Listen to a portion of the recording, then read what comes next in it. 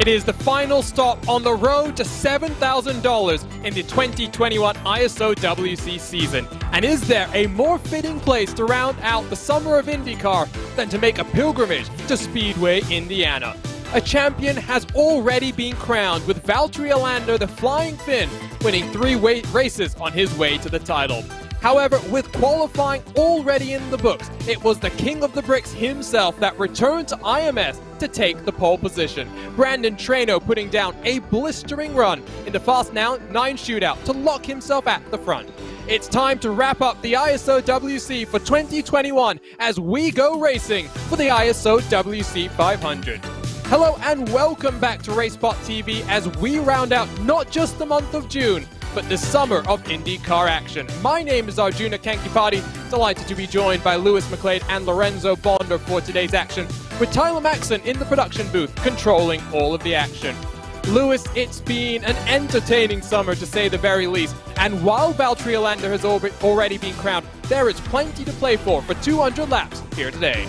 Yeah, it's been a crazy season which has seen Valtteri Alander come out on top by being the most complete driver, but it hasn't been without its drama. We've seen plenty of that, particularly on round 3 and 4, coming into a location where he needs to not really do anything. There's no pressure on. This is time for him to learn, time for him to come through and come out on top. We know what Valtteri Alander's like. We know how quick he can learn, and I'm sure he's done his homework.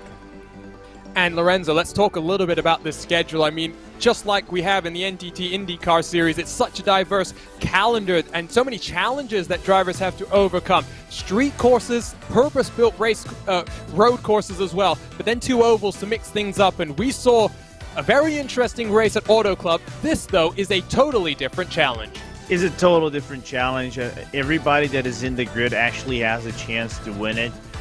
We say that every time when we go to a 500 race. But if you are in the 500, it doesn't matter where you start. If you just get your strategy right, a little bit of luck and your pace is on set, you can win it. So it's going to be interesting how they tackle 200 laps around the Indiana track.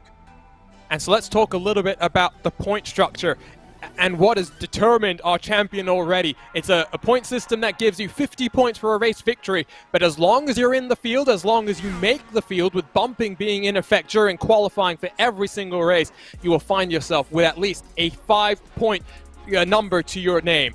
Bonus points, there's 6 of them in total: pole position, fastest lap, and the most laps led. And let's be honest, Valtteri Alander has swept those on a number of occasions, really proving how complete of a driver he really is. And looking at these standings, Lewis, it really just indicates the gulf in quality between Valtteri and the rest of the field. He has been consistent. He's been the man of the season.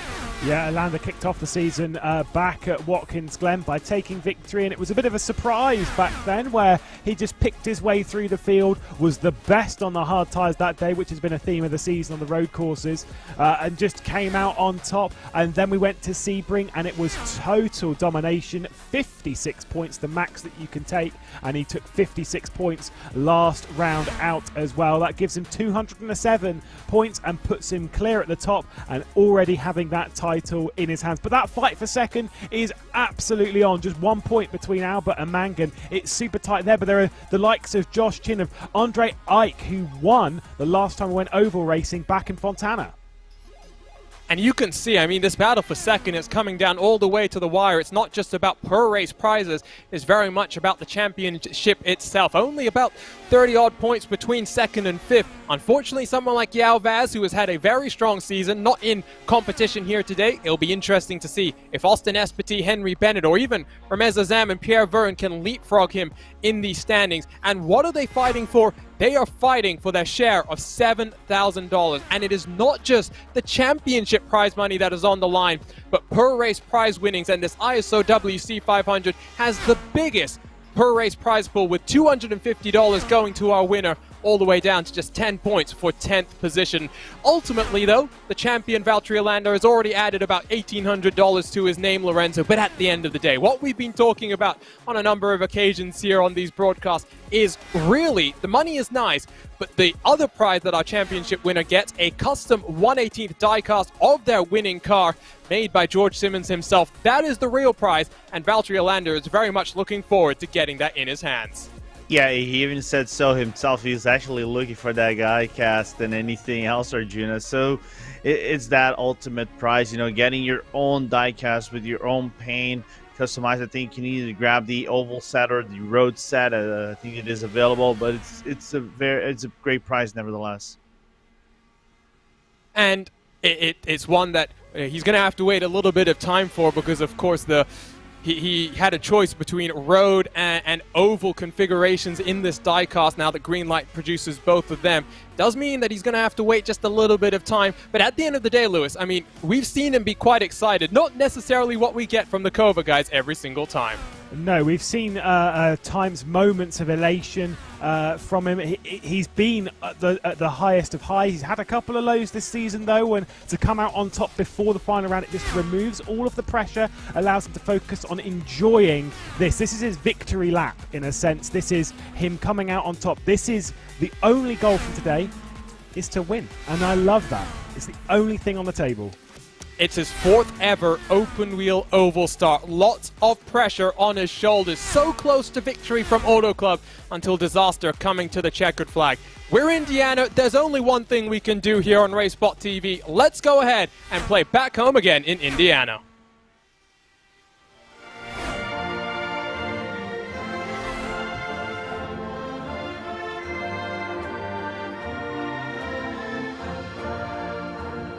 Back home again in Indiana, and it seems that I can see the gleaming candlelight still burning bright through the sycamores for me. The new moon hay its fragrance through the fields I used to roam. When I dream about the moonlight on the Wabash, how I long for my Indiana home.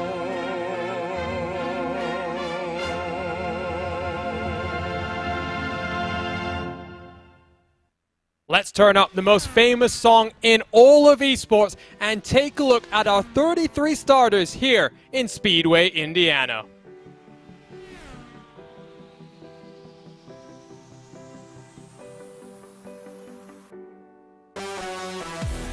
And from the back on row number 11, on the outside it will be Gustav Skrimbergers with his teammate Ramez Azam in the middle. Isaac Morris will line up on the inside of row number 11, all of these drivers having to lock themselves into the field on Sunday. Row number 10, it is Mikel Cato, his first appearance after being bumped out of a number of these races. Pierre Verne, an impressive podium for him at Long Beach. Alexander Walton rounds out the 3 Simsa Esports machines on the inside of row number 10. Row 9, you have Syandra for the VRS Satellite Racing team. He'll have Henry Bennett in the 007 to his inside, with Manuel Domingo all the way to the inside for Radical's online track racer. Row number 8, it is a stacked field, and here you find the last qualifiers on Saturday. Vilde Wallen and Jesper Orman for the 3 Crowns Racing crew. They'll line up alongside one another, with the Canadian Andrew Kinsella completing row number 8. Row 7, it's got Brian Carey, Alexander Van der Sant. Second ISOWC race for him, a very impressive qualifying performance with Adam Crane rounding out this row of the grid. Row 6, and it is once more a field with some IndyCar experience. Severi Seppa, Jose Storia, but alongside them to the inside, it is Adam Blocker, a 3-time Lionheart IndyCar Series champion. What can he do from that row of the grid? Pedro Sanchez Albert in that fight for second will line up on the outside of Jacob Oster with Carly Jansen completing this row. Jansen has had a up and down season. He'll be hoping for some luck here today. Row number 4, it is Austin Espiti for Team Talent with the Brazilian Wilson Nato, a invitational entry in the middle of the row. Riley Thompson, a very impressive qualifying performance. He'll line up then on the inside of row number 4. Now we get to our Fast 9 shootout. The Irishman Oscar Mangan unable to make the Fast 9. He'll line up at the tail end of this row with Brendan Lichtenberg and Andreas Eich alongside him. It was so close in this Fast 9 shootout, and the margins were almost imperceptible. Christian Steele, Joshua Chin, and Christopher Demerit, so much IndyCar experience here. Watch out for him to try and get through. Our front row, the fastest 3 cars. Phil Kraus, a 2:27.626. He's searching for second. He's searching for championship glory. Second place, it is your champion, Valtteri Alander. Such an impressive qualifying performance. Lots of work for him to do, though, to try and challenge the king of the bricks himself, Brandon Traino, with an insane qualifying run, will bring us to the green flag. We form ourselves up behind a manual pace car. We will have 2 additional laps under pacing. Lewis, I cannot wait for this 3-wide start.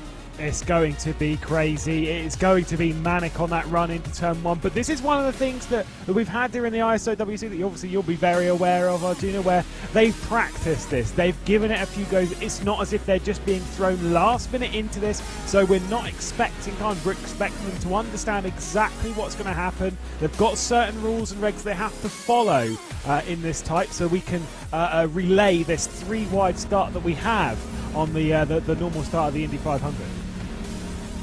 Your pace car driver, by the way, is Hugo Olsen, a 2020 Open Wheels 500 winner. He was unable to make the qualifying grid for last time around, so instead is relegated to watching on from the sidelines. But at the very least, he will be driving at least and leading a couple of laps here today. Let's get some predictions, and let's start with you, Lorenzo. It's a stacked field, so much experience. What are you expecting here today?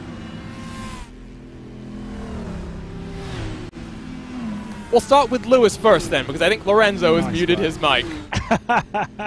Okay, right. There's so many drivers to pick from here. Of course, you've got Brandon Traino, a fantastic talent. You've got Valtteri Alander, our series champion. But I am going to go from the front row. I'm going to go with Phil Kraus. I reckon Kraus has got this, you know. I think he won the fixed Indy 500 a bit earlier in the year. He knows what he's doing. He's well experienced, and I believe that he can come out on top here and end the season, what has been a bit of a disappointment, on a high. And now, Lorenzo, I think you are now back with us. What are your predictions from here? All right, so this is going to be interesting how they navigate with the fuel strategy, which I think is going to be the most key thing here. I look for maybe a repeat of what Traino done this year. So I do believe he actually got a car ready to go for this race. So he would be my pick, not just because he started P1. And of course, there was lots of preparations that went into the month of May and that iRacing official 500. This, I think, had a little bit less preparation, especially from the big teams. Valtteri Alander working with Sim Racing and Team Talent in a technical affiliation, which very much helped him put down a stonking run in that Fast 9 shootout. But ultimately, the King of the Bricks showed why he is not just a 2-time winner, he is a 3-time winner of the iRacing official 500. I must say, Lorenzo, you have a pretty bad track record when it comes to commentators' curses, so I think Traino will be hoping that he can upset the form book when from that regard. Well, here's the thing. Basically, Lewis stole my pick of sorts because Kraus, I would have picked Kraus of sorts, or even Christian Steele, because he gave me coaching for a 500 race. But I didn't want you to mention that I've been on a streak lately. But okay, if you want to mention that I've been killing some cars, go right ahead. It's going to be an interesting race nevertheless. It is going to be an absolutely entertaining race. 200 laps here in Speedway, Indiana, our own version of the greatest spectacle in racing. It is the final round of the 2021 ISOWC, and it is the race to $250 for our race winner. The champion has been decided. Can anyone beat the King of the Bricks himself? He's in control. We are underway for the 2021 ISOWC 500.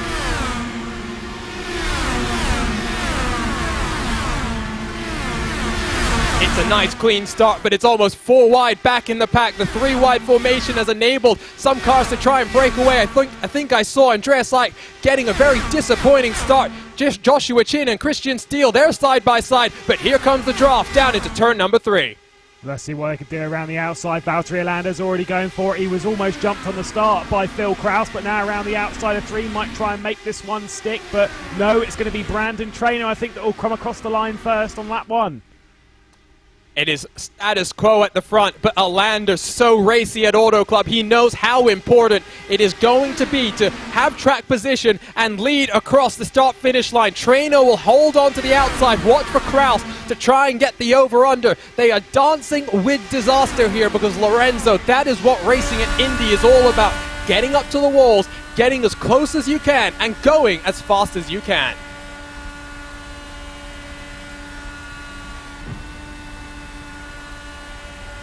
Not only that, to be very honest with you, Arjuna, but you have to navigate every single time with your ARBs and your weight jackers to make sure the car is actually on side, is not going off the tracks. As you're going to see Valtteri going on the inside again, basically swapping leads as they open up lap number 5 or lap number 3 for us to go. So it's going to be an interesting one how they keep swapping the draft and how they negotiate those in-car adjustments. And it's going to be important to try and get what positions you can. There's trouble in the background. Jose Storia and Adam Crane. Is that going to be a yellow flag? Surely it will be. Somehow we stay green, but now the yellow has come out, and we will have our first caution on the day. Yeah, it looked like a pretty big crash involving more than one car. About 5 or 6 in there coming out of T1, so kind of the expectation that we were going to get something like this. They got through the start nice and cleanly. This is Adam Crane, who was not happy in chat, gets a bit of contact running up the field. It's rough. It's only the 2 of them, actually. I think Severi Seppa did a good job to just get out of the way there. Sorry, Lorenzo. Jose, I think, just running a little bit tight, slides up the track, and, well, Adam Crane, that might be day done for both the 24 and the 255. Yeah, that is unfortunate for the 255 and Adam Crane, the 29 of Adam Crane. Soria, who actually had a promising run on the fixed 500 this year, just couldn't capitalize it. And unfortunately, you know, that's where I was talking about in-car adjustments. You have to make them basically every single turn. You now can see from his perspective what has happened. You can see wheel is straight, but just up the track he goes and runs the VRS Satellite Racing driver up into the wall. And for Adam Crane, who has had a pretty tough run in this 2021 season, that will be his season over, and he'll have to return potentially for a future season to try and return and rebound from what has been an up-and-down season. Last time around, Lewis, he had an interesting race. Contact right at the start, dropped to the tail end of the field, and was able to fight his way back into the top 5. Yeah, it was really, really impressive. I mean, this is the thing with this, with a championship on the road courses. We've seen open strategy, courtesy of the requirements to run different tyre compounds, etc. Obviously, we've had safety cars and whatnot. I mean, think back to Watkins Glen, where we struggled to get underway, but then after that, we saw an incredible race, and you know, that's continued. That's been the theme through the season. We've had some incredible races. In fact, actually, none of the races we've had this season, this isn't trying to be like the you know, blowing the own trumpet of the series or whatever, but of the 5 races we've had prior to this, they have all been really quite exciting and enjoyable to watch and commentate on. We've had a great show, and those drivers, when they've been moved down the back end of the field, they've almost always been able to recover. I think that one might be a bit much, but we'll see. I think he managed to limp that car back, so you never know. With this new damage model, it does allow you to get a few more repairs onto your car. You see a number of cars also made their way onto pit road. They are led off in that race to get back to the racetrack by Alexander Van der Sant, Henry Bennett, Pierre Verne, Alexander Walton, Mikel Cato, Ramez Azam, Isaac Morris, Gustas Grimbergers, the remaining cars that came down onto pit road. Everyone in front did not elect to come down, so 23 cars elected to stay out there. And what's important here, Lorenzo, is the fact that the track is only going to heat up as we get further into this race. We're starting at a relatively cool, and I say relatively because it can be much warmer than what we have right now. It is 42 degrees Celsius or 107 Fahrenheit. We may be touching closer to 125 or 130 Fahrenheit come the end of these 200 laps.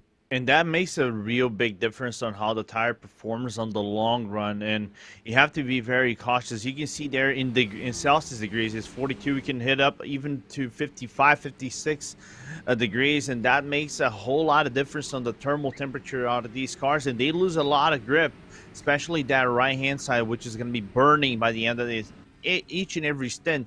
So how they handle this car, it's kind of like handling a baby of sorts. You need to be very careful how you handle that car, so you don't burn up the tires. If you burn up the tires, you basically lose a lot of time, and that's time you really might not be able to make it up. Should have lights off on the pace car this time around. Crane has been stationary for upwards of 90 seconds now, so I don't think, at least for the time being, he's going to be able to return to the racetrack. Already one lap down, but we will have to wait and see if he's going to be able to roll back out there, or if he's going to have to now sit in a supporting role to help his teammate Cy Andra of the VRS Satellite Racing team. It's a busy day for them, Lewis. We were commentating on their teammates just a couple of hours ago in the VRS SCO 24 Hours of Spa, and we were mentioning when you have a big team, sometimes when you have split responsibilities, one group of your guys focusing on something like the IndyCar, the other group focusing on the Porsche 911 GT3R, it can be difficult to gain the maximum performance for your machines. It is, but then the teams normally get separated into slight different parts of it. So it's like this group is focused on that group is focused on that, and so as much as it is quite difficult when it comes to race day to manage everything, you have your own little focuses. You've got teams inside teams focused on those specific bits, which is interesting in itself. But then I was bringing up that point earlier in the when we were doing the Spa race, where it was about if your team's doing well somewhere, it kind of gives you that boost. To be fair, if they're doing badly in the other race, that also gives you a boost, because you want to, okay, they're not doing so great, so let's have a pick-me-up for the team. Absolutely. And we were saying that, success for one group really does drive everyone else. It's not just the scenes of success, but the way it contributes to a positive team atmosphere. Of course, in 2021, everyone is so connected, whether it be through Discord or whatever tools that people use in order to keep connected and keep going and keep motivating one another. Pace car is back down onto pit road. 194 laps still to go. We are green once more in the ISOWC 500. I think there's been a huge issue further back in the pack for the 79 car of Brian Carey. He has had to work his way down onto pit road once more. I think he's had a technical failure. We mentioned during that 24-hour race, Lewis, that you can have hardware failure. I think that's what's happened to Brian Carey. Yeah, just instantly dived off. That is a horrible shame. Not 100% sure as to what's happened, but yeah, he's bailed from the race, so clearly some high drama for him. I believe it potentially is some VR issues. He's been mentioning that he's been having some headset issues and troubles there, but here we go, 193 laps to go, and it looks like we have two cars retired. Adam Crane tried to roll himself off of pit road. He has had to tow himself back, so I think that's 3 cars retired. We are down to 30 cars. It is getting racy, and it's not just at the front. Back in 18th and 19th positions, the teammates are trying to swap around as well. You can see Thompson and Janssen are side by side. This is racy, but we know, Lorenzo, this is when the track is at its coolest. Yeah, it's at its coolest, and then you can make those moves. You can be aggressive and move up games a little bit, like Austin Espen that he did actually at the start of the race. He was P12, moved up into P8, is now within the reach of the hyperstar Brendan Lichtenberg, but this is the perfect moment if you want to capitalize, because the tires are cool. You can actually push to the max of it. I didn't even notice. Yeah, 5 positions gained for Espety. There's some other big movers and shakers. Andrew Kinsella's up 5 into 17th. Bill DeWallen up 6 into 18th, along with Cy Andra also up 6 into 21st position. Lots of drivers just trying to make whatever they can at this point of the race. What are you seeing, Lewis? I don't know if we'll do it again, and this is more something from, I've watched my fair share of Indy 500s in my time. Demerit is running like the 3rd line. Look at this. Look at him go. He's so high. Surely around Indy, that's not advantageous too highly. Or maybe it is in the early stage. I don't really know, but that seems a bit bizarre to me. That's a risky game. I think we saw this during the official 500 during the month of May as well. It's about finding some clean air, just trying to preserve your tires. Yes, you run slightly higher and therefore maybe do aggravate and wear them that little bit more, but it really is the clean air that's beneficial, and you can see just how close to the wall Demerit is getting. Top 4, no real changes at this point in time. Steele and Chin have swapped around on that initial race lead, and now the Steely Rocket Machine is trying to close on the 144 car. More swapping out front, and Lorenzo, this might be the name of the game. This is what we saw both in the fixed 500 and the official 500.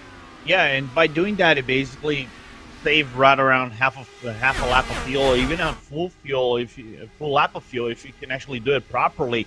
So we saw in the fixed 500, in the open 500, they can go up to 29, 30 laps with this kind of strategy. Let's see if they can actually stretch it out as the same length over here. Of course, you start with 2 laps extra, so you might see the 27, 28, maybe going toward first pit stop up this race. But it's interesting. Some intense fighting then on the edge of the top 20. That was, I believe, Jacob Oster trying to defend from Pedro Sanchez Albert, who does need to get a bit of a move on. Oscar Mangan does still sit in 9th positions in that battle for second in the championship. The 777 wants his share of that $7,000 prize pool, but Andrew Cancelo, a very experienced Indy 500 competitor, is going to try and get something done. Outside line is where you tend to want to be here at Indy. Not necessarily what we see in the real world, but slightly just a factor, Lewis, of the marbles not having as big an effect in the sim as they do in the real world. But it does mean that we have multiple lines that are viable, as Christopher Demerit is showing. Yeah, I mean, Demerit's one's pushing it a little bit like, oh, that's maybe a bit too far. Everyone else, you can tell, like, in the middle of the pack, they are running. Obviously, you've got the standard line that we'd more so expect from real life, as we can see here, running just 2 wheels below the white line, and then the car behind, like you say, to get out of that dirty air, they're just sat a groove higher than that, just to roll through the corner a little bit cleaner and not burn, not scrub the front right, which takes an absolute pounding. Still swapping out front. Kraus is not really able to do too much, but I do wonder if it's fuel saving here, Lorenzo. I mean, your fuel window is anywhere from 30 to 35 laps. There is a big fuel window, and if we stay green to the end, you know that you need to nail your pit road execution. Yeah, you do. We normally said that we kind of have to reach 170 laps of sorts for you to actually be very green on your final pit stop. So with the 2 laps extra, might play out a little bit of the death strategy, try to be more aggressive on the fuel saving as a lender goes into it again. But if I'm Albert right now, I think I'll try to move up, because I'm looking at Oster's car. I was looking at that. It looks really loose into the entry of 3, and that could cause an incident because he's all running by himself, clear win. So it can get a little bit problematic, and I think Albert will listen to my voice. You don't want to put the commentator's curse down, that's for sure, but Sanchez has to tuck back into line. This is where Indy becomes so tricky, finding your opportunity, not forcing anything. Because again, I said it during the 24-hour race, Lewis, but I think it's even more important at a place like this, because it's so much easier to get involved in a big incident. You can't win the race at the opening lap. You definitely can lose it. Yeah, it's so easy to lose it. That's the problem, as we're seeing Jacob Oster and Pedro Sanchez Albert battle it out. You've got some tight stuff behind. You've got Cancelo, who is going to try and get involved in the mix, running a pretty decent setup around here. The thing is, it's like I say, it's so easy in the early stages to be lulled into throwing it down the inside and taking a bit of a risk. And I understand that track position is quite important around Indianapolis. It can become, particularly in the mid-pack, quite hard to move your way through the order, especially later in the stint with tyres wearing, etc. But patience is the name of the game. You've got to get to the end as we go 3 wide down into T1. Phil Kraus going for it. Oh, and he gets loose all the way down below the white line. Treno is relegated to 3rd, but the stranglehold that Alander and Treno have enjoyed on the swap out front has been broken. That's the bold Phil Kraus that we like to see. Question is, how long can it last? Because Treno is back down the inside and looking to the inside of the race leader. Nicely done from Brendan Treno. Kind of lean, used Phil Kraus's late shot on the entry on the back straight. And Lander couldn't do anything about it, and Phil Kraus was pinched in, but it goes Lander back into the inside, retain that lead. And really, you are on the limit of adhesion when you come to a track like this, as Wilson Nato gets on past Andreas Seich. The slide continues for the 76 car, now down 4 positions, but he holds on around that outside line on, as Will Vincent used to say, the beautiful purple and black machine. You really are on the limit of adhesion, not just of the tires, Lewis, but on the edge of downforce as well. You have to make sure you've struck the right balance between trimming your car out and getting the amount of downforce you need to work in dirty air. Yeah, it's a very, very fine balance, and it's one that can backfire, and you can only really adjust it when you come into pit lane. You've got some tools in the car that can assist you through a stint, but trying to work out those on the fly is very hard work, and that is why a lot of these teams, a lot of these drivers, as much as you've got the in-sim spotter, a lot of these guys will have, race engineers will have someone in their ear telling them what to do, how to adjust it. Obviously, they've practiced time and time again as well to understand the nuances, and they've done plenty of races as well. But still, there's something about race day where all of that practice, I don't know if it's just how you drive, whatever, but quite a lot of it is basically just thrown into the bin, and you almost have to start again mentally and just work your way into it. And like I say, not attack the race from lap one. You've got to build yourself into it, especially at these speeds as Kinsella finally gets by Oster. He's passed Sanchez and Oster recently, so it's been a charge for Kinsella, now up 7, who did have a water leak in his house last week, so not the ideal preparation, which very much would have made his life a little bit more difficult. In front of him, Oster's teammate Riley Thompson trying to defend from Carl Janssen. That's for 12th and 13th position as we go side by side. They are swapping for the race lead once more. And on the inside of Riley is actually Carl Janssen. Janssen, you know, had a really good start of the season.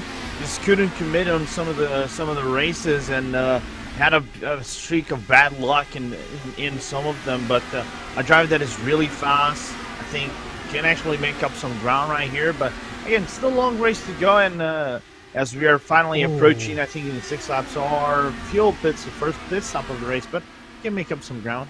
You see how close Phil Kraus got to the wall there between 1 and 2 in that short shoot. I'm pretty sure he tapped it slightly. I don't think it was much, but it was very, very close if he didn't. I'm going to go and take a look on my own end, but that's what I was meaning that when we were talking earlier. It's about that risk versus reward. He did indeed tap the wall, but it was very, very slight. I think he might have gotten away with that one. And I don't think it's opened the door too much for Christopher Demerit just yet. That 4th car in line just still content to rip around the outside, but now over under potentially. Here's a look at that RaceSpotTV replay. Up the track, the 19 slides, the Appleton, Wisconsin native, and you'll just see the briefest of wall touches here, Lewis. Whoa, that's it. That's the wake-up call. That is the very limit. You hit it harder than that in these cars. They're very fragile. If you hit it harder than that, you might as well, sure, maybe if it's late in the stint, you might be able to repair some of it or whatever. But for the most part, the day's done if you hit it harder than that. And the day goes from bad to worse for the VRS Satellite Racing team. Syandra has found himself up into the outside wall, and now the 24 and the 29 find themselves on pit road. So another car has dropped, but we stay green, and it is still a 4-car fight for the race lead. Steele and Chin unable to really do too much with the dirty air that they're dealing with as we take a look at this RaceSpotTV replay. The 24 car just up the track into the wall and does a good job to make sure that he doesn't affect the cars behind him. And, well, you can see back down onto pit road instantly, Lorenzo. Yeah, that is really unfortunate. Kind of similar to what happened to his teammate, but the only difference is there was a car involved, Adam Crane. Thought he was all by himself, getting affected by aero wash. So it's unfortunate to see both satellite cars out of this race, especially Adam Crane, which is having the best open season I think we ever had in quite a while in iRacing.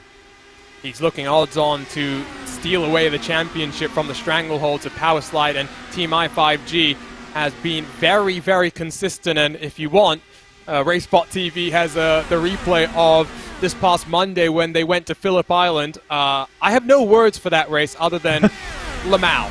I think that's the only way. Yeah, Lorenzo was part of that race. There's really no way to sum it up other than that. Just complete carnage and chaos with 26 cars in the field. I think basically every car at some point found itself around, including Adam Crane, an uncharacteristic mistake, a solo mistake. Through Lukey Heights, that tight left-hand sweeper over the top of the crest that you plunge down into that right-hand hairpin in the final sector of the lap. But was a fun race to commentate on, and was, I'm sure, a fun race to be a part of as well, Lorenzo. It was an amazing race. Like I said, I used this as a preparation for a league race that I have next week, and I got so much data from that. And I did have my fumbles here and there, but the pace was actually really good. But what amazing track that Phillip Island is. One of my favorite tracks in iRacing in general. Just gives you a good race. No, doesn't matter which car it is, to be very honest. we'll be watching on closely, Lorenzo, with your league race to see if you make any more mistakes like you did that last time around. Here's Pedro Sanchez Albert still stuck behind Jacob Oster, and of course this is where those championship points are going to be crucial, because in that battle for second, Albert leads Oscar Mangan by just 1 point. Joshua Chin is a further 10, or further 9 I should say, behind Oscar Mangan. Chin sitting comfortable in 6th, but Lewis, you're never comfortable when you are that close to second in a championship like this, knowing you might need a couple more positions to take that second spot away. It would be one of those things where I actually wish, and it's selective focus, I guess, in a sense, but some people are better than others. But if I were in this race, I'd want to switch that off. I'd want to not think about second in the championship. I don't care, because if the moment it starts to sink in, you're like, I'm already racing as hard as I can for whatever position I can get. The idea of maybe needing to take a risk or to do this or to do that, I don't want any of that in my mind. I want to get rid of that. I want to focus on the task at hand. We've completed 25 laps here at Indianapolis, and at the moment for Josh Chin, things are looking good for second in the championship, but that can switch so quickly. I will say the top 4 were pulling away. Christian Steele, whilst they were battling, has been able to close back in. Josh Chin needs to kind of do the same thing. He's sitting a fair way off the back of Steele as Thompson gets past Janssen. I think actually he was defending from Janssen. Status quo is held at least for now. This is that thing where the outside line just works a little bit better in terms of when you're trying to defend. If you put your car in the right positions at the right time, you're able to hold on.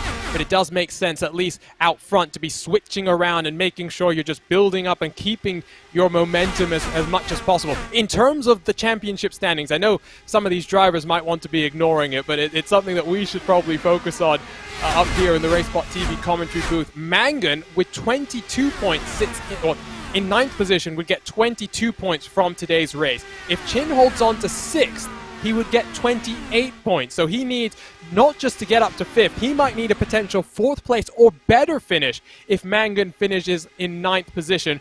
Pedro Sanchez Albert down in 17th with 13 points. He needs to have some luck, maybe some attrition as well here, Lorenzo. Yeah, he does. I think it demands a little bit of attrition, and maybe, like I said, it demands luck, attrition, and pace. If you have everything right and your strategy is also on game, you can make up some grounds. And especially when we are approaching the pit stops in a little bit, everybody doing 31 laps, but effectively they've been doing about 27 laps of sorts. So we're approaching maybe in 2 to 3 laps time the pit stops. And this is where I wanted to come in, because some of these guys, they drive on the top level and they have teams and teammates to actually know about engineering and strategies. Do you like to have those kind of applications that we have caps and things like that, or you rather have someone right beside you giving those parameters and things like that during the races? Well, the honest answer is I need both, especially when it comes to oval racing, because those who watch Lionheart, especially the 2020 Lionheart 500, will know I don't know how to do fuel calculations. Well, I do. I know how to listen to caps in particular, but often the thing when it comes to oval racing is your fuel mileage is going to vary over the stint, so it's better to have a firm number that you know you're going to try and hit every single lap rather than relying on the automated systems.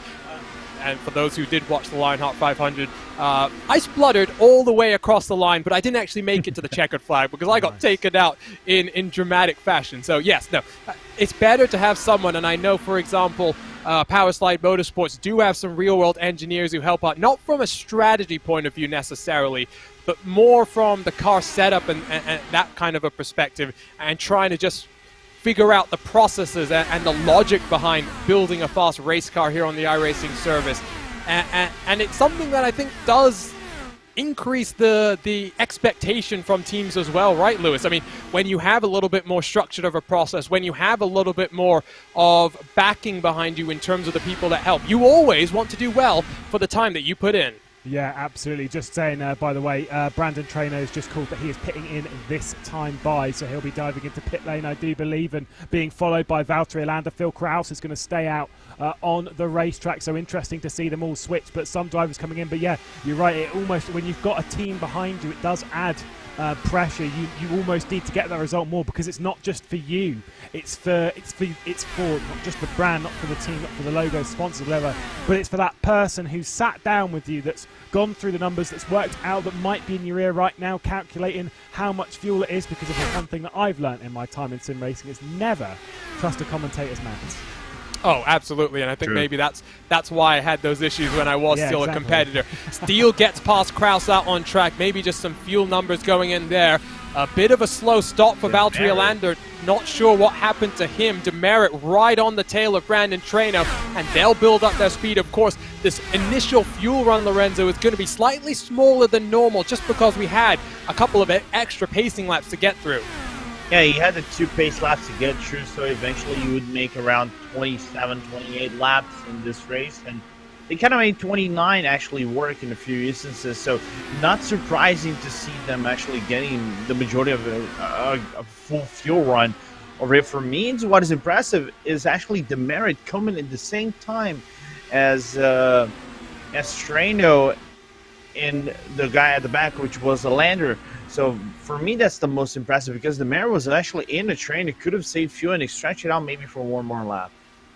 Number of cars down: Steele, Espety, Ike, Thompson, and that list of names continues to increase. Kraus, Chin, and Lichtenberg, the big names that have stayed out there, along with Oscar Mangan. But now on fresh rubber, this is where the swap will happen between the two teammates as they try and work their way up to some sort of impressive speed. Alander, interestingly here, has fallen off about a full second from these two cars, Lewis. Yeah, that is interesting, obviously, through the pit lane sequence. It's quite a hard pit lane to exit. You do it quite a lot. Let's see if Phil Kraus comes in this time by. I believe he does. There you go. That car darting down in the background as well, joined by Chin, Lichtenberg as well. I think everyone else will be in this time by. They are all diving down. It was interesting to see some drivers coming in 3 laps prior to this group. Obviously, fuel savings being a large part of that, but yeah, very, very interesting to see them able to go an extra 3 laps. That's massive. And then you've got some that are going a 4th lap longer.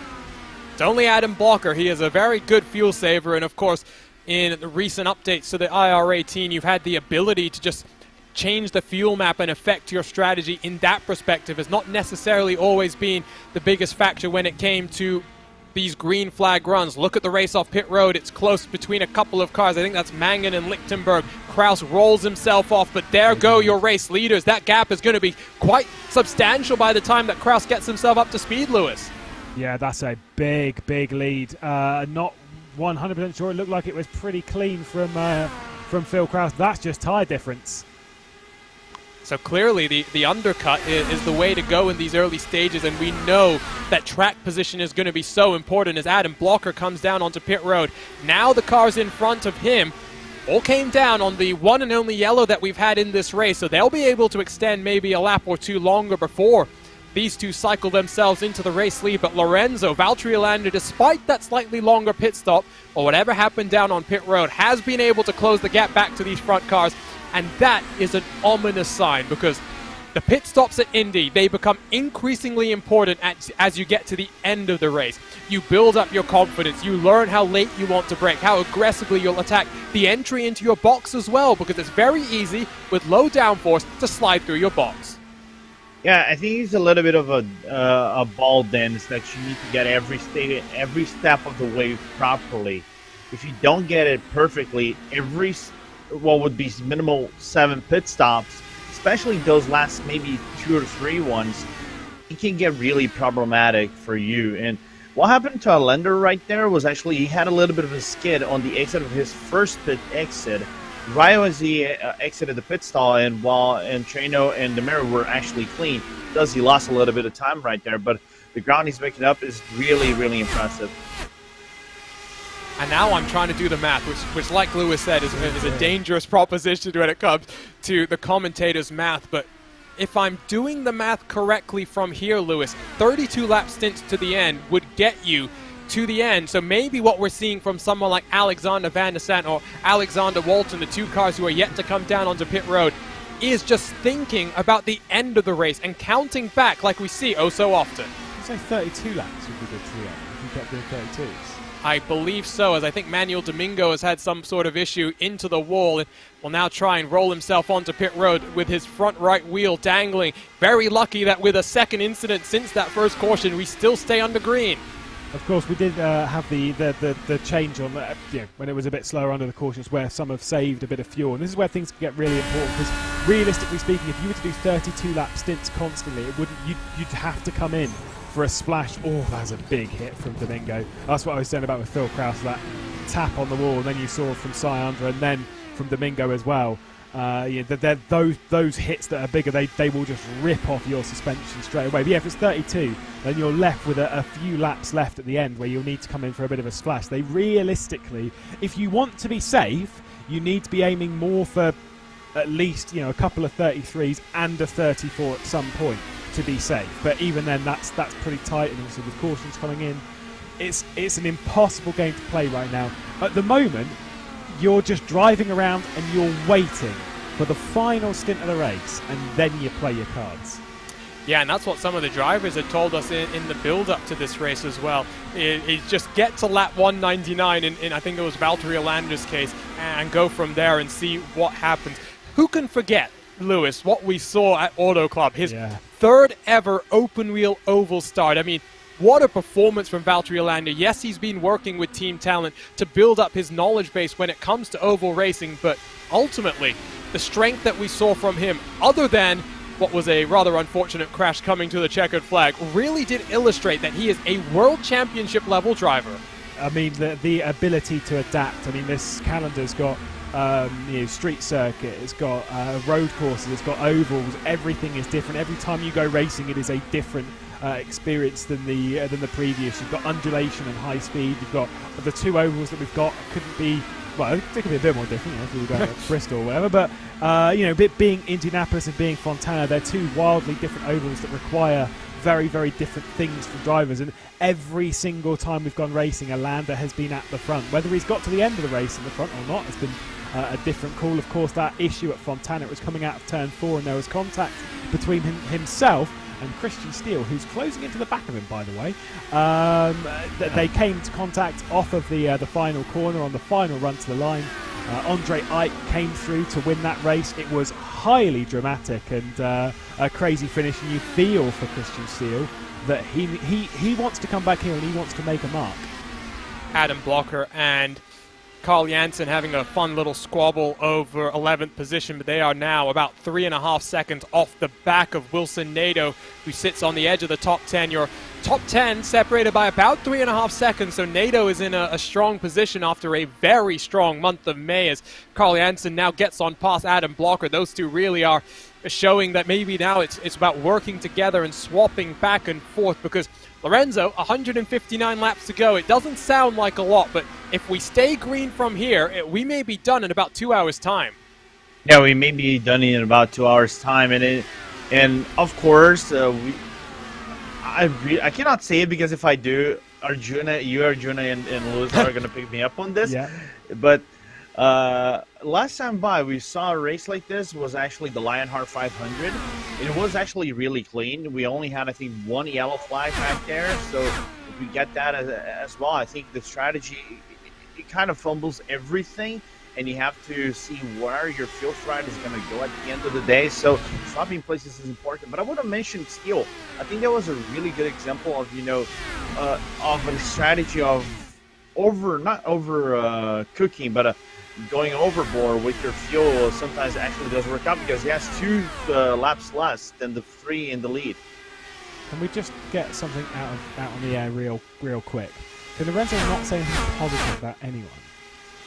I think that's probably wise. I fear this. So I'm much trying to avoid that. Yeah, no, I like the open points, but anything positive. Hey, this driver's doing really. Oh, they've hit a landmine. Great. It was fun. It was fun last time at Road America. And, well, I'm just hoping that Treno doesn't come unstuck, because, again, that was Lorenzo's pick, wasn't it? So if Treno does lose... Let me make a point, though. Let me just make a good point. Last time by, whoever died in an Indy crash, I didn't do it. You did it, Arjuna. That wasn't me. But you were taking people out left, right, and center at Road America, mate. Yeah, we have to look at the forum book. You're the one who's been a bit more recent when it comes to the commentators' curses. So okay. I'm going to say that I don't have such a bad track record in recent history, but those who have watched any Ivor competitions know, yes, I have a pretty awful track record. Carl Janssen and Adam Blocker continue to try and close the gap to the guys in front, but now it's 4.2 seconds between Nato and Janssen for 10th and 11th. Jesper Orman has been having a quietly strong race. He's now up 10 positions into 13th spot. There's only one other driver that's moved up double digits, and that's Gustas Grimbergers from 33rd to 22nd. Lorenzo, this really is a race where keeping clean has much more of a factor than you'd realize, because 500 miles, it's a long, long race. It's a long race. I think it's an endurance race. To put it best, I think it's the best showcase of an endurance race, because you go from either 2 hours and 5 minutes, 10 minutes, up to 4 hours in a race like this, depending on how big it is in terms of incidents. So you have to be 100% focused on every single scenario that plays out on the track. So your body, mind has to be on point whenever you get to these cars, because they're not easy to drive, especially going 800 left-hand turns, and it's ever changing. And with a condition like this and also changing, it is just as important. And you say just left-hand turns, but the one thing I said last time around is Indy really is more like a road course than any other oval you go to. That was one of the first things that I learned when I made the transition from proper endurance racing, where you do your 24-hour races and whatnot, to these 4-hour marathons, because it looks easy. It is definitely not as easy as I think some people think it is, not just in terms of managing your in-car tools, but just nailing your line, understanding how dirty air affects the car. And really, I think just another point to illustrate how impressive Alander has been in this 2021 championship. While these two are going back and forth, by the way, for a moment, Phil Krause almost lost a top 5 position to Austin Espety. Joshua Chin sits in 7th behind them, with the Hyperstar and Oscar Mangan completing that train of cars, with Wilson Nato rounding out your top 10. In that battle for second, Lewis, it is looking quite promising for Oscar Mangan right now. Yeah, there's the thing is that where did he start? P9. Where is he running? P9. He's not doing anything special. He's not doing anything incredible. He's just doing his laps, and he is still a part, what is theoretically a part of this train that goes all the way up to the race lead. So running around in 9th spot, he's got a little bit of pressure from Nato behind. But then behind that, there's 4 seconds to Adam Blocker. So large gap there. He's on the right side of that break, and it really is just, again, basically just driving around, waiting for the final 20, 30 laps of the race and making sure that you're a part of this train for the race lead. And once you get to that point, then we turn it up, then we go for it, then we start fighting. But until then, you're in cruise mode, but in the highest alert cruise mode that you could possibly imagine. And the NTT IndyCar Series really is one of the most diverse challenges in all of motorsport. You have ovals, different types of ovals. I mean, in the real world, you've got short tracks like Gateway that's coming up shortly, alongside something like the Super Speedway, the Indianapolis Motor Speedway. Then you've got the street tracks. You've got anything from Barber to Mid-Ohio versus something like going to the streets of Long Beach, the streets of Belle Isle, Detroit, or one of my favorites, the streets of Toronto. Hopefully a track we get onto the iRacing Service Series. That'd be good. That'd be so good.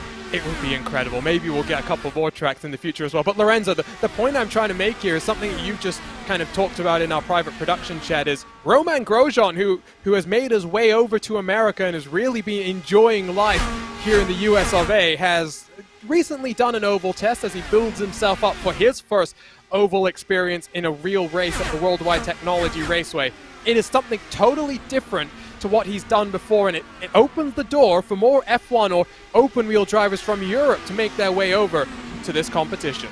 It does, and people say the transition, no, it's easy. You said left-hand turns are kind of easy, as we see in Field of Holland, right in the middle of with Henry Ben right behind her.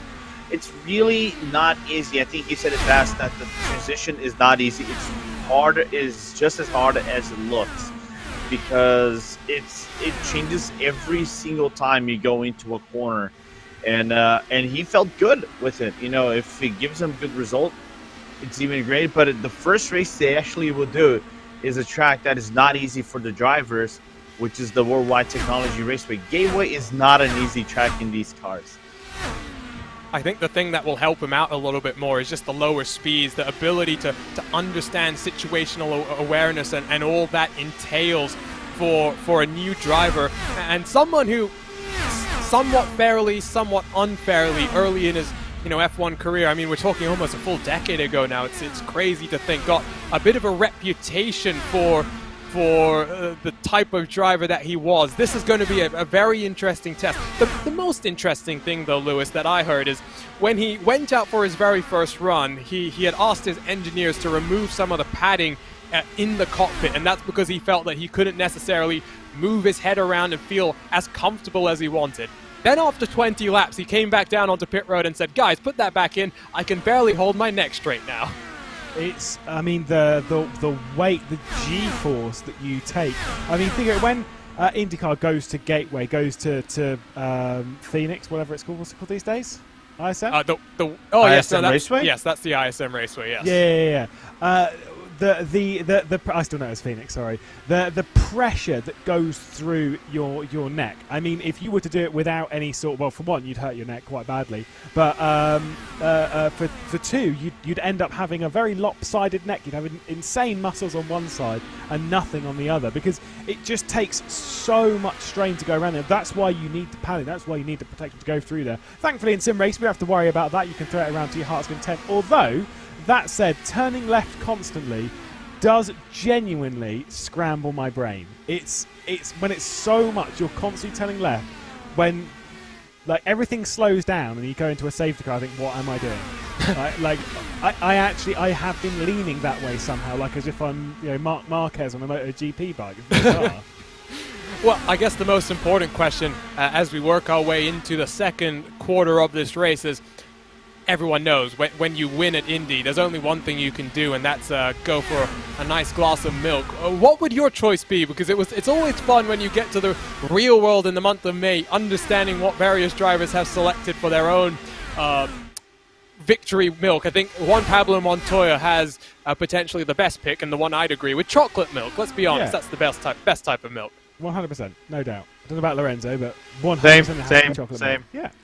There we go. I don't even know why anyone...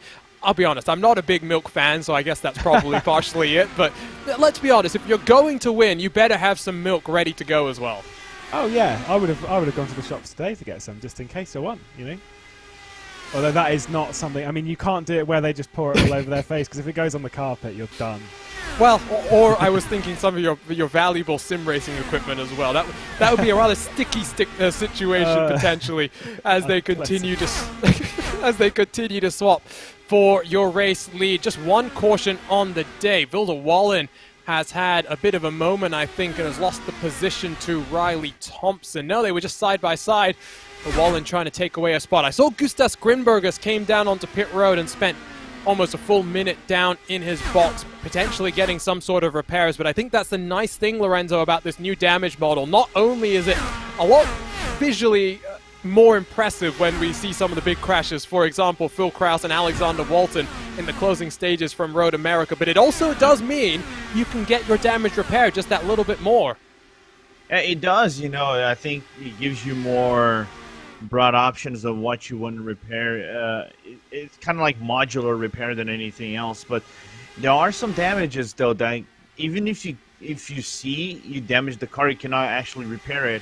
And the Indy 500, I think, is the perfect example, because if you hit the wall, let's grab a good example like Phil Krause when he hit the wall. As we see the issue with Gustas Greenberg is going to turn number one. I can actually grab this example right now. He's still on track, but I can tell you for a fact he's going to be about 20 kilometers, 15 to 20 kilometers down. And even if he goes into the pit lane, he might repair the side pod, but the diffuser side diffuser that would be right there that would affect the engine wouldn't be totally repairable. He would still be down on speed. We've got another victim, I think, of the turn 2 wall, or is it just something else that's happened? Because I see Riley Thompson is down onto the lane for an early pit stop. Not necessarily expected, so... and Thompson has missed his pit box as well. It's a challenge here at Indy, especially getting into the box. He runs such little downforce that when you hit the brakes, you often lock up. For Thompson, it's only 8 seconds stationary, so maybe it's some strategy play. He will be one lap down, but again, we have to try and trust our commentators, Matthew Lewis. This is a dangerous proposition for us to be doing.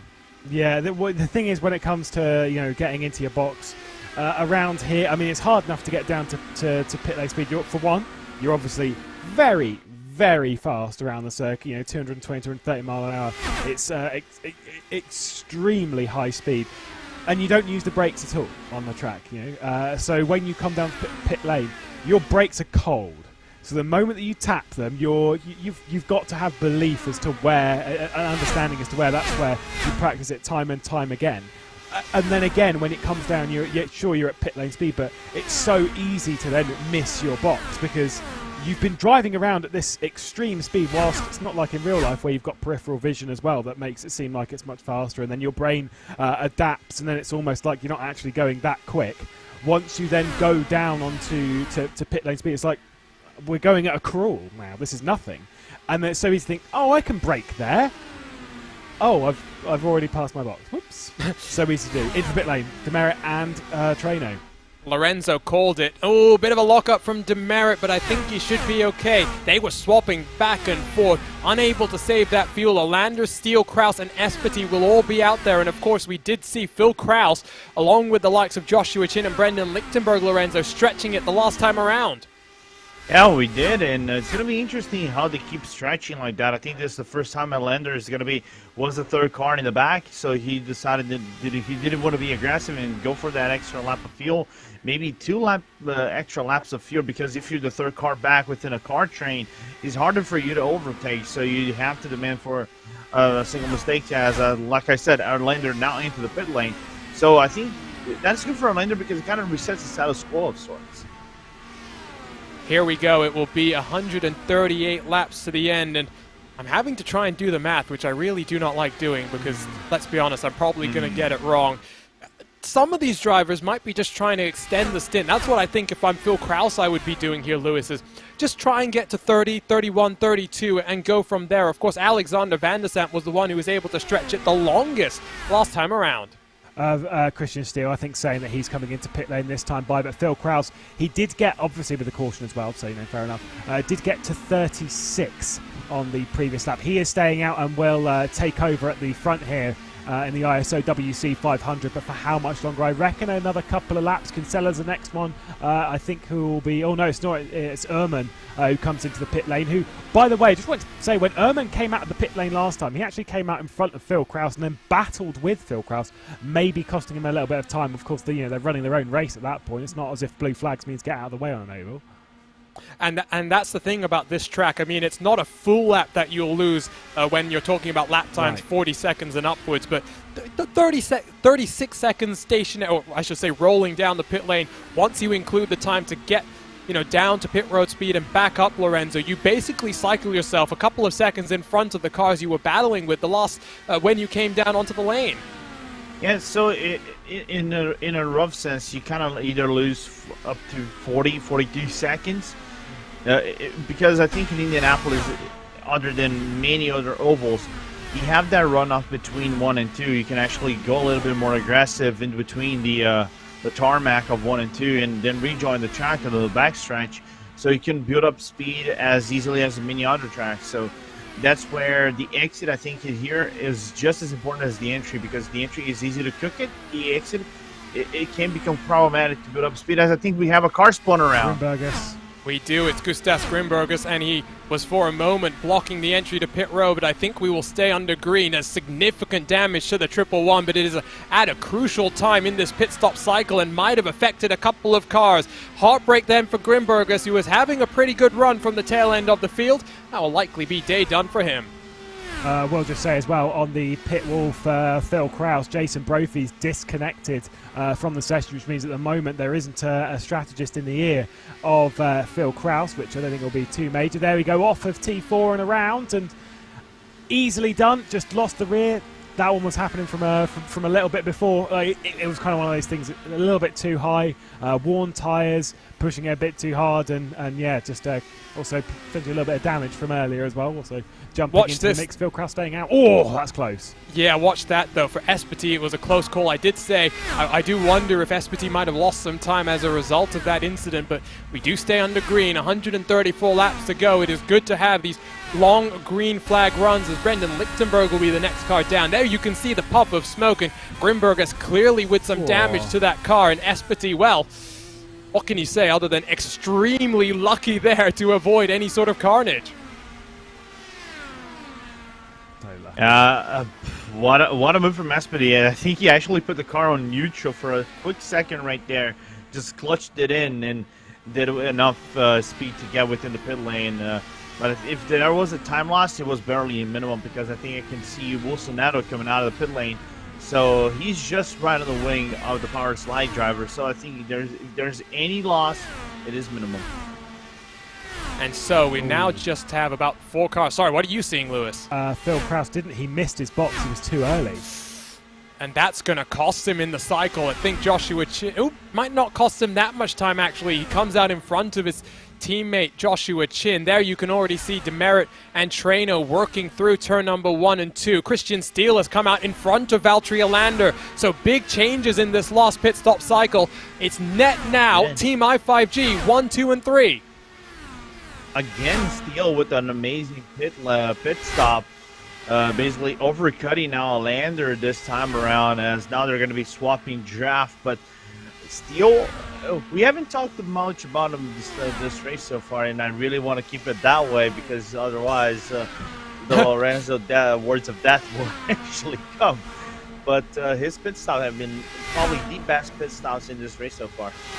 Steely rocket machine mode. That's what he's trying to do now to the inside of your 2021 champion. It's another impressive run from Alander, though, at the end of the day. Steele is executing on pit road perfectly. But for Alander, Lewis, all he needs to do is stay around the front. I have a feeling Steele and Alander are about 2.5, 3 seconds behind the grouping in front now. Might actually be able to close if they're lucky. But at the end of the day, if Alander's in with a shout of a podium, it's going to be a successful end to the season for him. The problem with that logic is that over the previous stint, I mean, Treno's worked with some people in this race so far to try and build a little gap on the field. But at the moment, Christopher Demerit and Brandon Treno are working so well together. They are not costing each other time at all.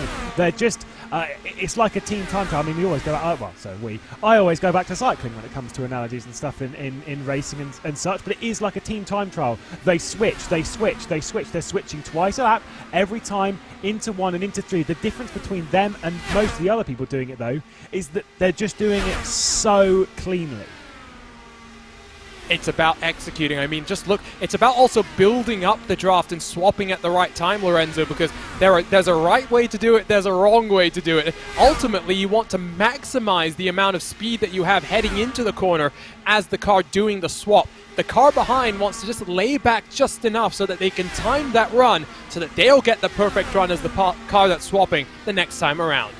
Yeah, and we can talk about those, what we can call the gap racing, of course, right? If you do the overtake right, you can save up to 0.3 of a second, 0.2 of a second on your lap average.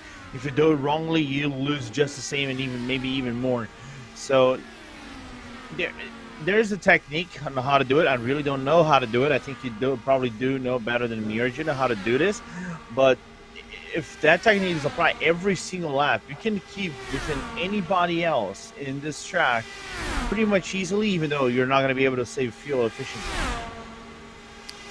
Alexander Van der Sant has come down, so is that Alander up into the outside wall? Yeah, it was close.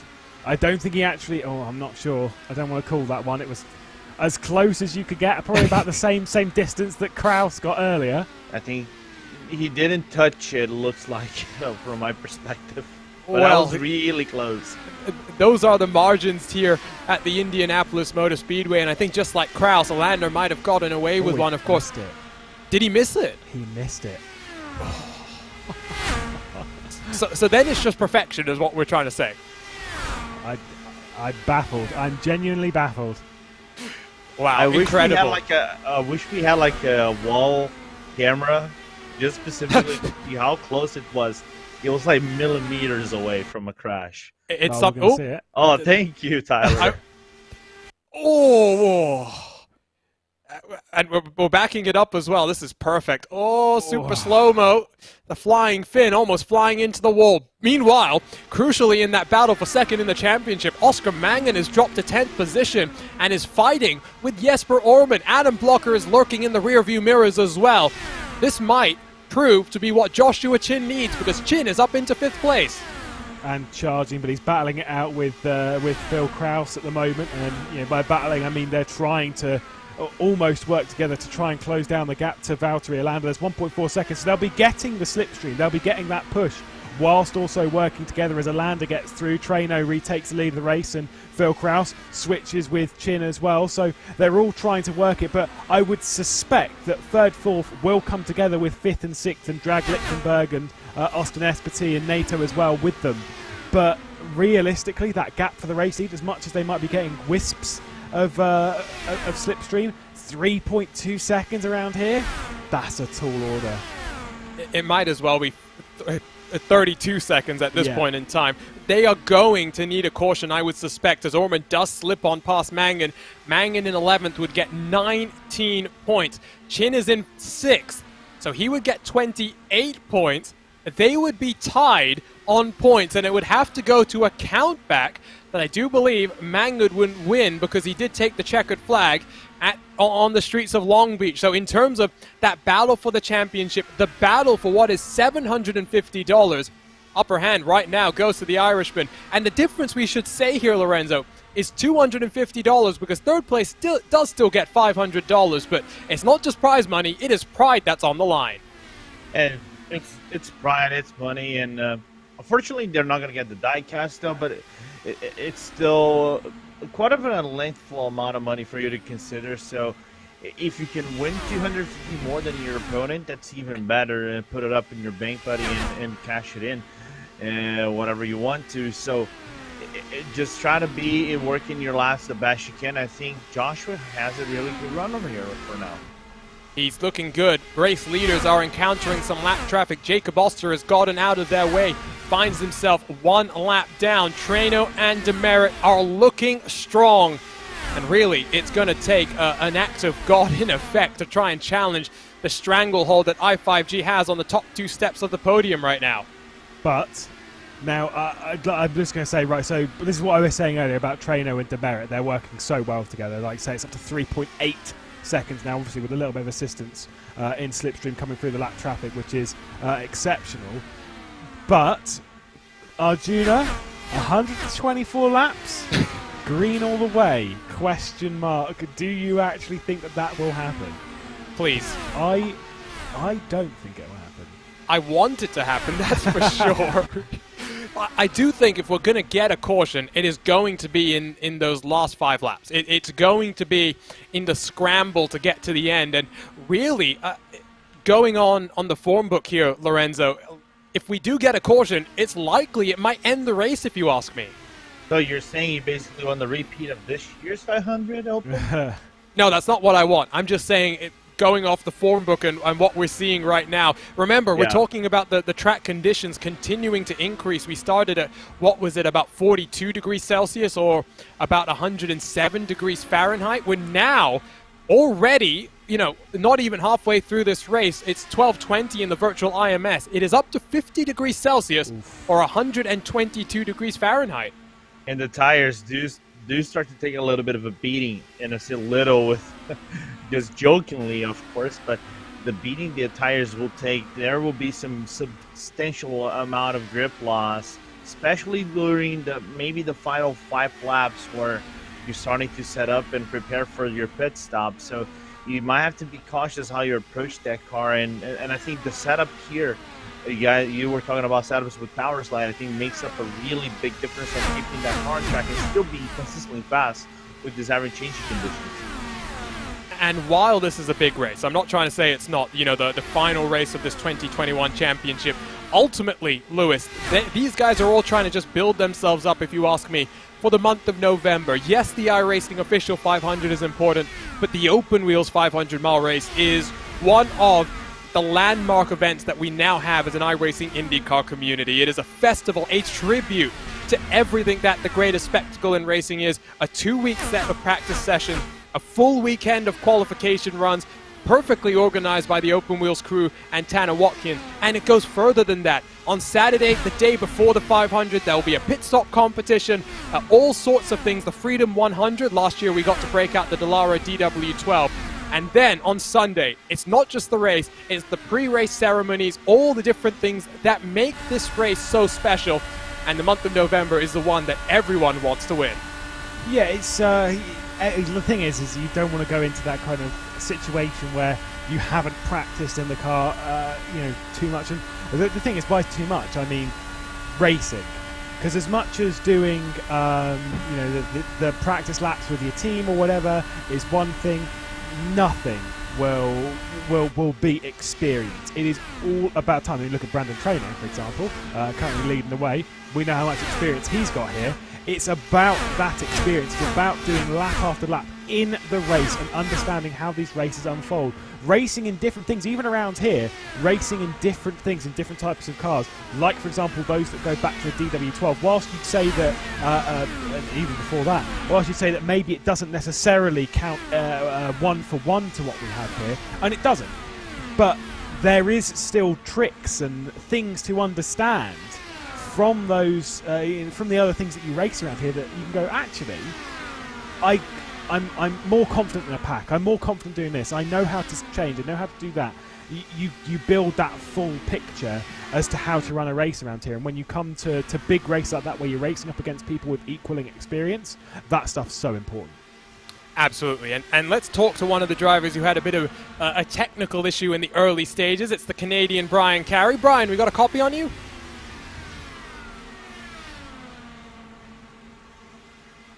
Brian, let's dial you up again. Can you hear us right now? We'll let Brian try. Can you hear me now? Yeah, we got you now. Perfect. Brian, unfortunate for you there. It was looking like it might be a strong race for you in the 79 car, but you've had some technical issues over the last couple of weeks, and they decided, unfortunately, to strike here today. Yeah, I mean, honestly, the emotional impact of it is kind of like, it's gone now, because it's that frustrating. I had it at Road America, but I mean, that was after my first lap, the first turn incident there. So I mean, it really didn't cost me anything, but I didn't qualify great here, but the car was feeling good, made up a few positions, and that first incident kind of got us into the window where we felt we could play the strategy and fight. And just to have your display go black just out of nowhere in the middle of a big race like this it is disheartening. Well, you did the only thing you could do there, which was to get out of the way and make sure that no one else was caught up in your technical issues. So I think everyone thanks you for that. Let's talk about this season, Brian. It started off interestingly for you. You started at the tail end at Watkins Glen, worked your way through the carnage, one of the biggest movers on the day. Podium at Long Beach in somewhat unexpected circumstances, given the chaos that we saw in that race. What's been your strongest point that you think? Honestly, just, I mean, like, to get into the field for the first place, I mean, this was a fantastic series. The competition is super high, and it was, it was just really pushing yourself, and then, like, knowing what your limits were, too. Like, I just know that even on the ovals, the road courses, whatnot, in this field, I'm not going to get the run speed. Like, I know that enough about myself, but if I could get close and make opportunities happen, it happened a couple races. I got a podium in Long Beach. I got from last place to 7th at Watkins. Like, those were very unexpected results. That required intervention from not myself and just a lot of other things happening, but it was really just being competitive. But then, like, a race like here, a race like California, where I mean, anything can happen, obviously, but I took myself out of that one where I could have easily been in contention for a win, at the very least, top 5. So it's just been, I don't know, it's been a weird upside down kind of result package for me this year in these 6 races. What does the rest of 2021 hold for you, Brian? Of course, Lionheart competitions, very much your Wednesday night schedule is booked up. Open Wheels comes around in November. I'm sure you'll be eyeing up that one, the 3rd annual edition, trying to carry on the success that your teammate Hugo Olsen enjoyed last time around. Yeah, I mean, I wish I could drive around this place like Hugo or Wilson or Adam or Andrew. Like, you know what I mean? Like, that'd be fantastic. I am eyeing that up. right now, what my goal is for the rest of 2021 is to try to find a display device that does not go black on me in the middle of races. I mean, that's step one, but other than that, it's just, have fun, enjoy the races we're doing. Like you mentioned, Lionheart, trying to finish strong there, try to get into open races when I can. I just love driving IndyCar. Like, I've been a lifelong IndyCar fan, so to be able to do something like this, to be able to have broadcasts like you're putting on with RaceSpotTV here is all just fantastic, and it really adds to the immersion. I just would like to find time to do more of that and try to just always sort of.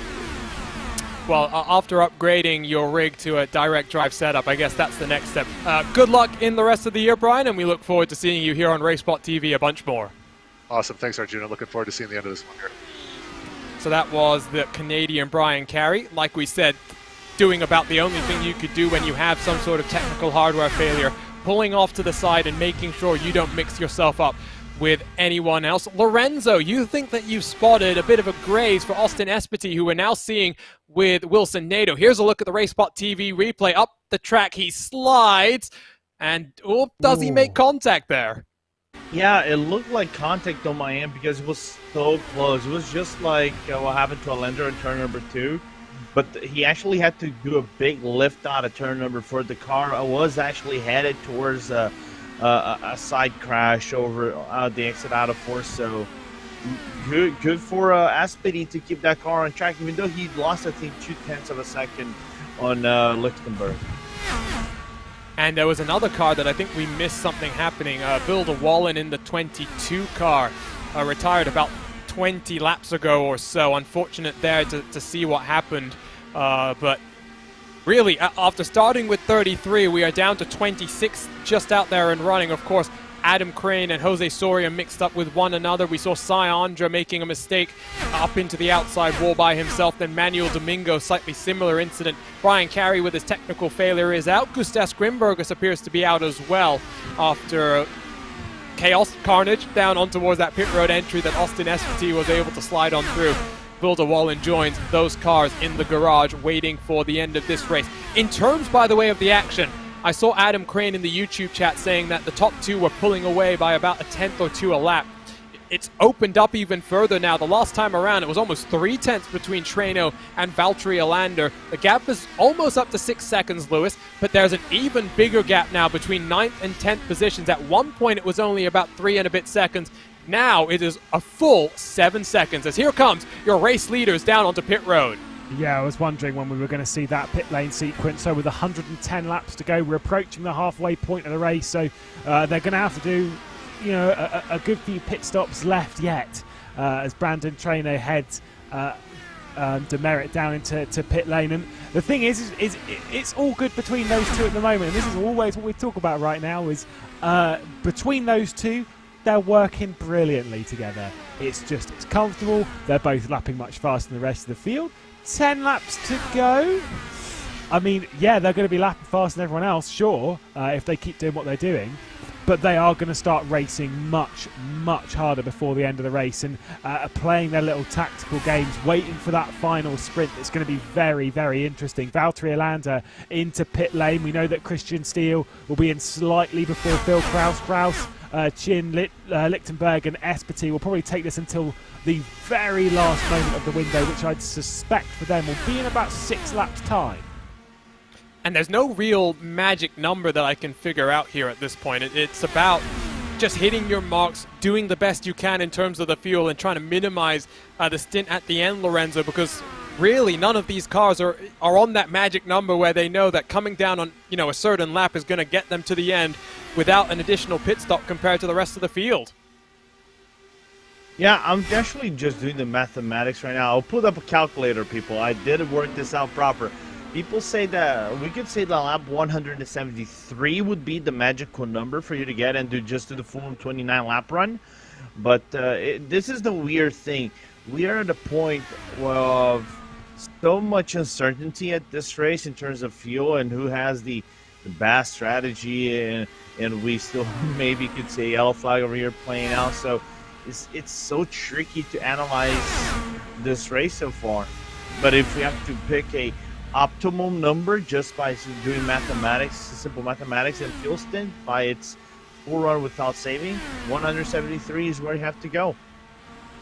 Christian Steele, not such an an easy time on pit road this time around. He is going to come out almost, I think, 3 seconds behind Valtteri Alander. So interesting to note that tables have kind of turned on this last pit stop cycle as Oscar Mang and Austin Espety, they're down on towards the pit road together. It's important to find a buddy, if you will, to come down onto the lane as Espety goes up on the jacks for 4 fresh Firestone tires and a full tank of fuel, just to help you build at that draft. It doesn't have to be someone coming down onto pit road, although often that is the ideal situation. Sometimes it's just lap traffic or traffic out there on the track that you'll take advantage of, as I believe Christian Steele, after executing so well on pit road the last couple of times around, has missed his box, this time on pit road. If you're going to miss the box, miss it around about now or earlier than this. Every pit stop from now, whilst yes, it's not good, you've lost quite a lot of time and it may cost you a decent position later in the race, but if we do get another caution or whatever, the most important thing is to make sure that past the halfway point, you really do not make a mistake. Once again, these two are back together again as is expected. They kept it from the pit lane, Traino and Demerit. This is Christian Steele coming into his box and you'll just watch him just slide straight through it. The double lockup had to get into reverse. Now, I spoke when I said that Phil Krause pulled up in his box and missed it. Oh, that's a pretty bad one. That's a pretty bad one. When Phil Krause did it, he pulled up before his box. He was so cautious that he pulled up before his box, which means that all he had to do was accelerate forwards to then initiate the pit sequence. If he'd have missed it, you have to then get it into reverse, then stop, and then get it back in. And it's like it's a lot of work. It's so bad that he actually lost time to Espety. Sorry, Arjuna, but that's what I was going to say. He lost 5 full seconds in the cycle. 40.5 is his total pit road time as compared to Espety with a 35.4. So that just illustrates, I think, potentially as well, the fact that he was at an angle just increases the time that you spend on pit road, as we now wait for Joshua Chin, Phil Krause, and Brendan Lichtenberg, the next 3 cars out front, to come down onto pit road.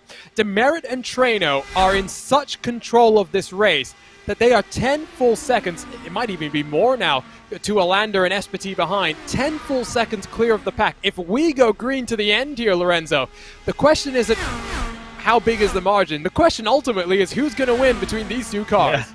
Who's going to win between 2 cars, and how does such one defend from 1 car? You know, we normally see, I think in the Open 500 we saw like 3-4 cars defending, weaving left and right, playing the snake on the back stretch and on the front stretch. That it's kind of interesting. How do you defend from just 1 car? But we're missing one thing here. Knock on the wood. Make sure you're knocking on the wood around you. Hold on. Just give that a good knock. Right, so Chin, Krause, Lichtenberg, yeah, that's fine.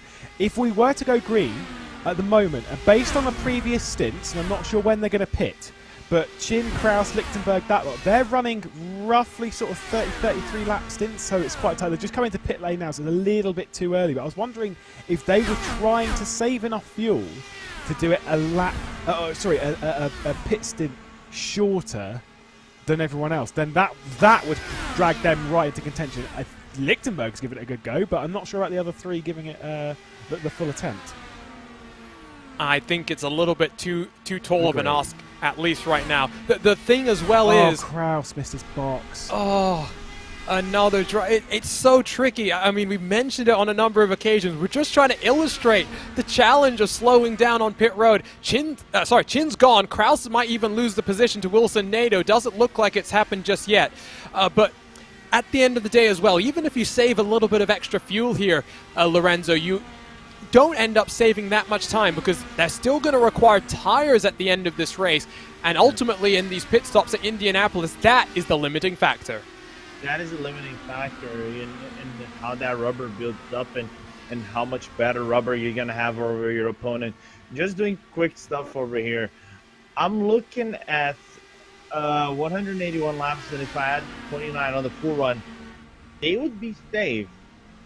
They probably would actually add remove some fuel, but if they continue for 29 laps, their last pit stop would probably be right around 7 or 8 laps less than what it normally would be.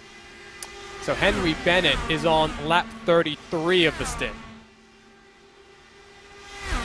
he is actually potentially the one driver that might be in with a chance. And coming down onto pit road this time around, it's Alexander Van der Sant, who we have seen on a number of occasions make the fuel mileage work.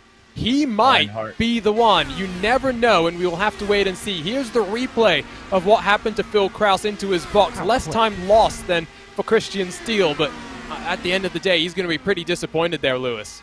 How quick was he to get that into reverse and slap it back into the box? That was insanely fast. If you're going to make the mistake, I think he's practiced making that mistake, because if you compare it to Christian Steele, how much time was lost there, it was, a little bit straight back into the slipstream. It wasn't actually that much, all things considered. And our producer Tyler Maxson has pointed out that maybe he was ready to miss it and already had that car into reverse. We got another driver standing by for an interview. This time it's the 111 of Gustas Grimbergus. Gustas, you got a copy? Yep, hear you all right. Gustas, a bit of a tough day for you. You had to lock yourself into the field during bump day on Sunday, just last weekend. You guys don't necessarily have the most oval experience, but you guys have really taken to the challenge. We saw you guys doing some pretty interesting things on Strategy Auto Club. What's it been like adapting to this totally new challenge as a team? Well, I think we haven't been the quickest car at any point in the season on track, but most of the races I don't know. I don't want to say this, but we've been the smartest cars on track. With the pit strategy and in general managing the race, we've gotten to positions that we weren't supposed to be in. Thinking of Long Beach, Road America, the guys were quick. Auto Club especially, where we got up to 2 cars in the top 10 with essentially 0 oval experience. All we've done before was the fixed official races. So it's been an interesting challenge, and here as well, we had no pace in qualifying, but through the race, right now you can see the guys going up the field, and I went up as well quite a lot. But just that lack of experience, I think, sometimes shows, and I think that my mistake came from exactly that, just not knowing how to manage the car on the oval. Alexander Van der Sant does make his way down, so he might actually be in with a chance of making it, but he's missed his box. That's going to cost him time.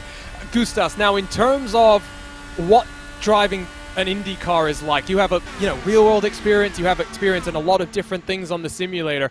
How have you enjoyed this series? It's had a very strong competition level with so many strong drivers, not just in the iRacing IndyCar community, but guys like Valtteri Alander and yourself, strong on the road side of things coming in for this new challenge. Have you enjoyed it, and what's been one of the toughest things that you guys have had to deal with? I've enjoyed it, and the thing I've enjoyed the most is safety cars. That's the thing I've enjoyed the most in this series. Is finally on iRacing you have an opportunity to actually play with strategy and not just going as long as possible, as much fuel saving as possible with as little tire changes as possible, but actually having someone. You now have to have someone in your ear helping you with the strategy, all the sheets pulled up always. I've got a second computer next to me with all my strategy pulled up. So that's been the most fun thing. And the hardest thing, it's got to be ovals and setting up the car in general. Because it's not a car that has been used by us, at least, often. So setting it up and working with the setup, working with the car has been something very new to us. What does the rest of the year hold for you, Gustas? You did test with the Euro NASCAR guys in a stock car. What are you going to be doing both in sim racing but out there in the real world as well? Well, sim racing, it's everything. Everything that sim racing has to offer, I'm trying it out, trying to see what I like. Together with Simsa, we're going to be entering for more endurance series. That's where our specialty and expertise is in. Regarding real life, right now I've got no commitments, but you never know what the future holds. Maybe something very interesting coming up in a few months' time, but yeah, don't want to say anything yet because it's neither confirmed, signed, or nothing. But we're working towards it. Well, hopefully that does come to fruition then. Good luck for the rest of the year, Gustas, and we're looking forward to seeing you more on RaceSpotTV. Very much. So that's the 111. It was heartbreak for him at Long Beach, where arguably he should have had a victory if not for contact between him and Oscar Mangan in the closing stages. I'm seeing a bit of voice activity from your race leaders. I'm not sure exactly what's going on here between Brandon Traynor and Christopher Demerit, Lewis, but it's very much an interesting race right now. These two are in control, but we've been watching Team Talent and Kova working together and swapping around further back. Yeah, but they need, if they want to win this race, that's a bit of a snap. Not too major from Chin, but getting a little bit loose on the inside at 1 and then going through 2. The thing is, they need a caution. If they have any aspirations to win this race, to win the $250 for taking top honours, and of course to win the ISOWC 500, a decent title in itself, they need a caution.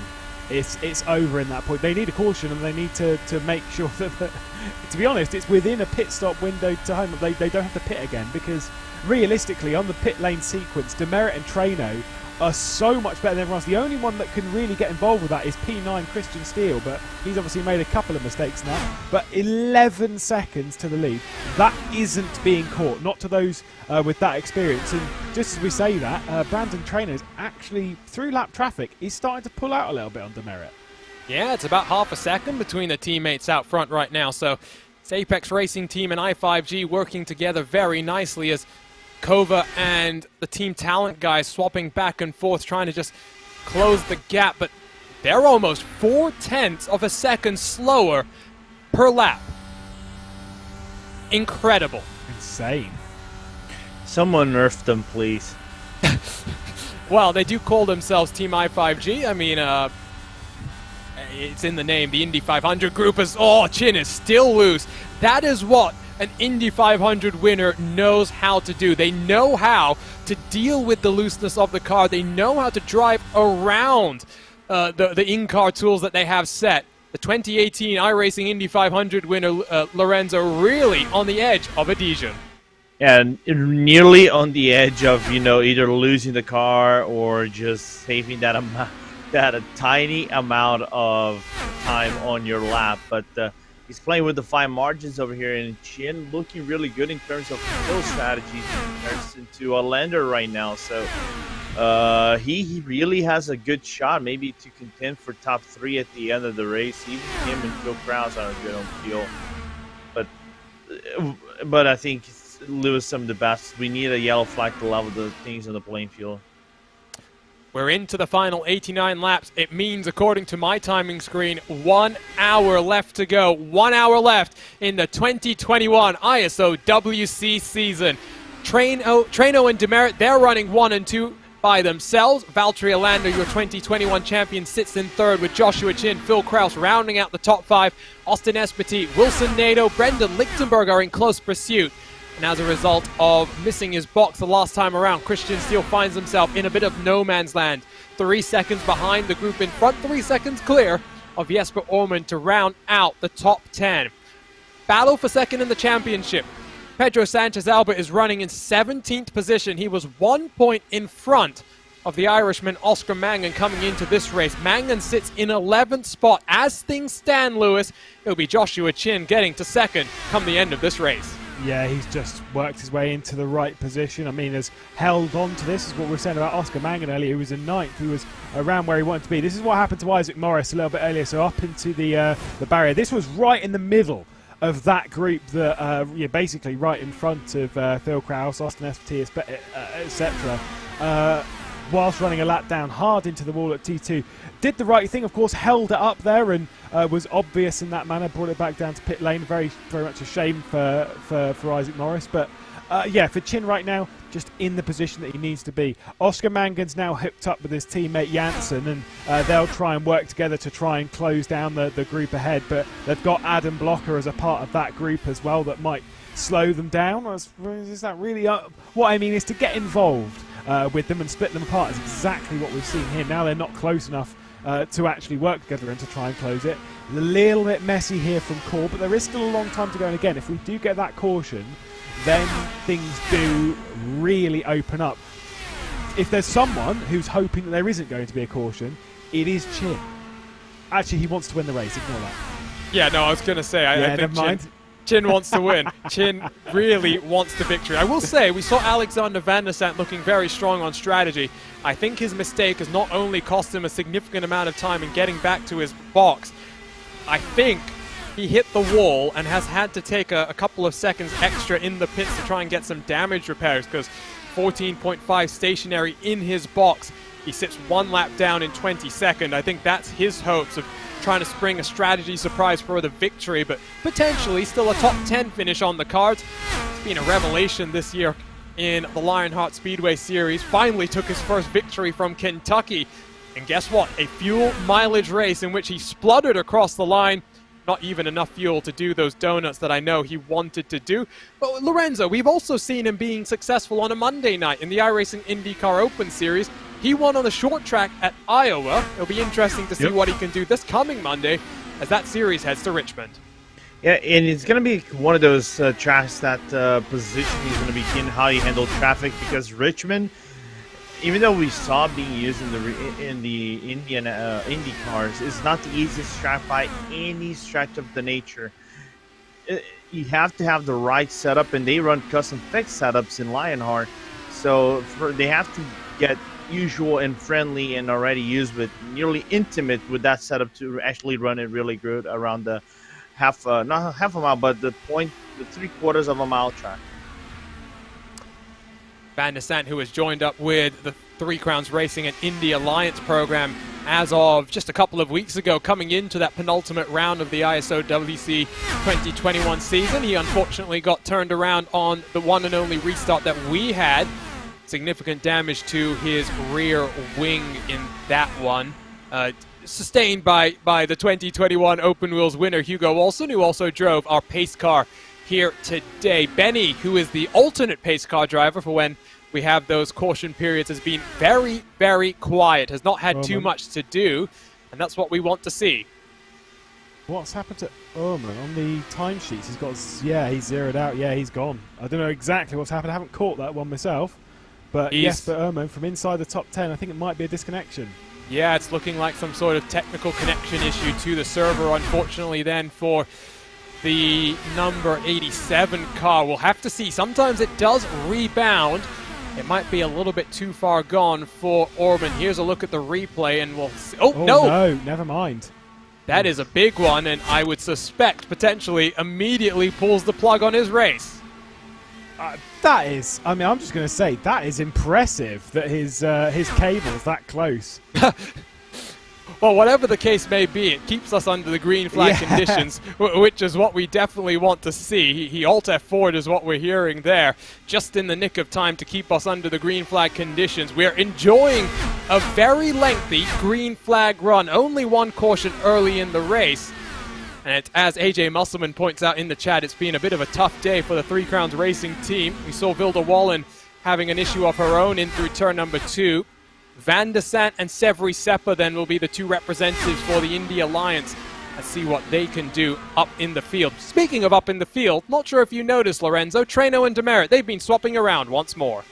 Yeah, and they just been opening up a gap of nearly 14 seconds on the rest of the field.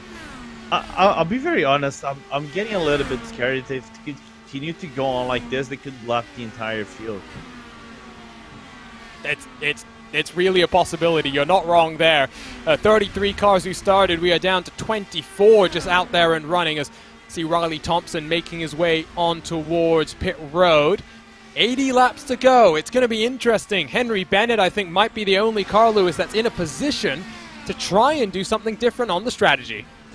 And who knows whether it'll work out or not. It'll gain some positions. It's just how many is the big question. And I don't think it's going to net you a race win. Not right now. But we're in the part of the race where I don't think anyone is on the strategy they exactly want to be on. Everyone's like, oh, I wish I could go like an extra couple of laps here. I wish I could do that there. I wish you're weighing up all the other options. And again, we always work backwards in these kind of races, because that my final stint, as you were saying earlier, Lorenzo, that it needs to be such and such laps. So you're working into a lap 173.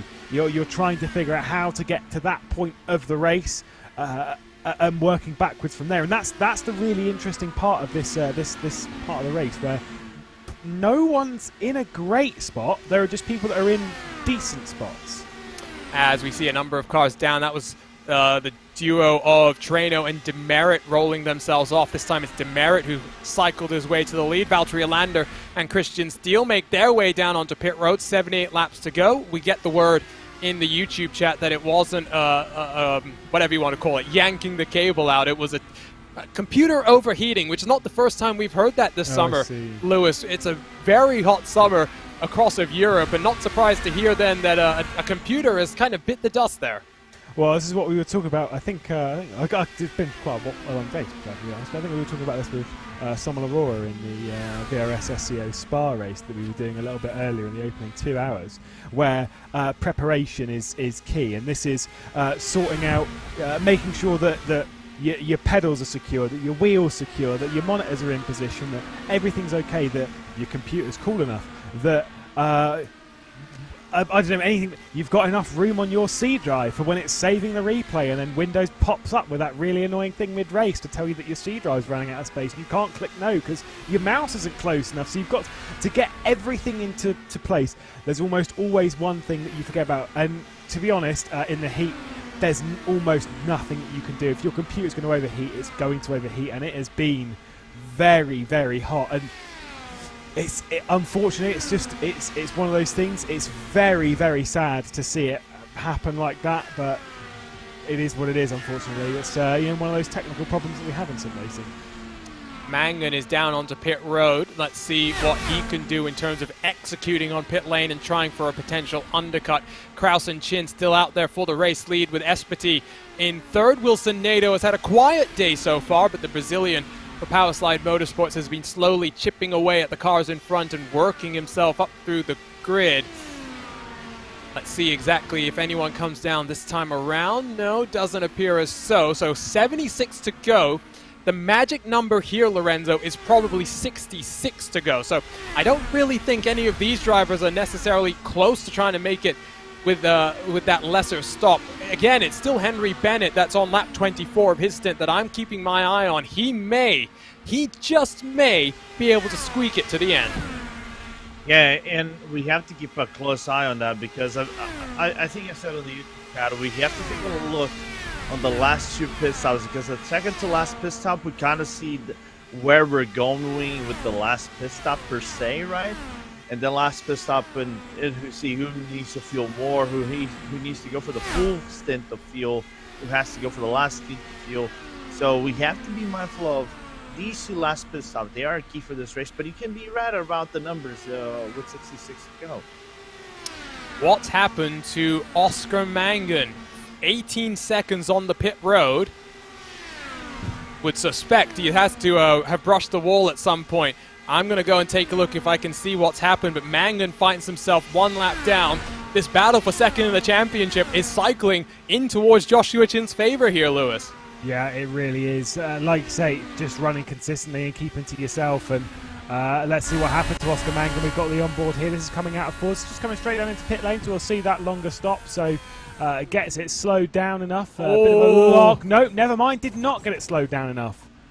Well, it's almost what we saw in the real world. So many cars spinning on pit entry. Stefan Wilson, the first one that was caught victim, and with some potential rumors that things were doing tricky things with the brakes. But the reality is you just don't use your brakes that much at a track like Indianapolis. And so when you do rely on them, sometimes you just need to pump them a couple of times before you get onto them hard. And Mangan has found himself around, and now one lap down, Lorenzo. That is going to be a deep hole to dig himself out of. Yeah, and is that kind of hole that he basically don't come out of. So let's see how it's going to happen for Mangan right here, right now. Another car then makes a mistake. This has been very, very fun so far. 72 laps to go. Let's go talk to the VRS Satellite Racing driver of Adam Crane. Adam, you got a copy? I do believe I do. And new mic as well, sounding crystal clear. Disappointment, I know, for you, Adam. I mean, that kind of sums up your season, to be completely honest. You really haven't necessarily had the results that your pace has warranted over this summer of action. Talk to us about what happened there, and talk to us about just how racy that initial start was.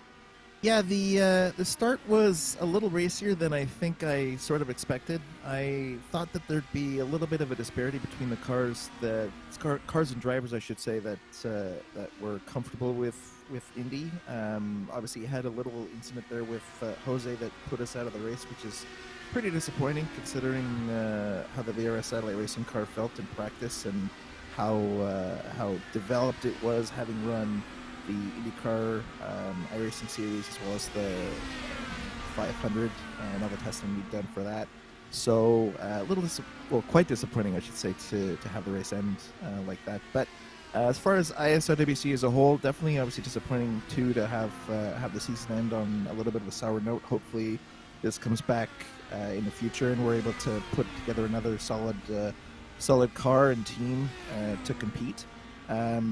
Road America was definitely the race that I felt most comfortable with. Had a bad result at Long Beach, and Auto Club was also a little disappointing because of a mistake that I made. But definitely on the whole, feel good about the potential that we had with the satellite racing cars. Just didn't put it all together. Not necessarily come together here on the weekends, but you're making a very strong campaign for the IndyCar iRacing Open Championships, which we get to cover here on a Monday night at RaceSpotTV. Talk to us about what's changed. Last year you were the 2020 iRacing IndyCar Series champion and working, in effect by yourself for long stretches of time. How difficult is it for you to try and compete with some of the bigger teams? You've got the i5Gs, the Power Slides, the Team Talents. Some of these teams have double-digit members helping to, run in traffic and all of that. How is it difficult for you to try and compete against them? It's definitely quite difficult mentally to think that you're going against other quote-unquote juggernaut teams who have resources and personnel dedicated towards setup building and aero testing and track testing. But I think even as a smaller team, you just sort of have to persevere and realize that you're one or two adjustments away from finding something that they haven't or that works. And there's also a confidence or an overconfidence that sometimes some teams can get from feeling like they've got an advantage in personnel or team members. So I've always been either by myself or in a smaller team, notwithstanding, well, at least with the IndyCar program at Satellite Racing.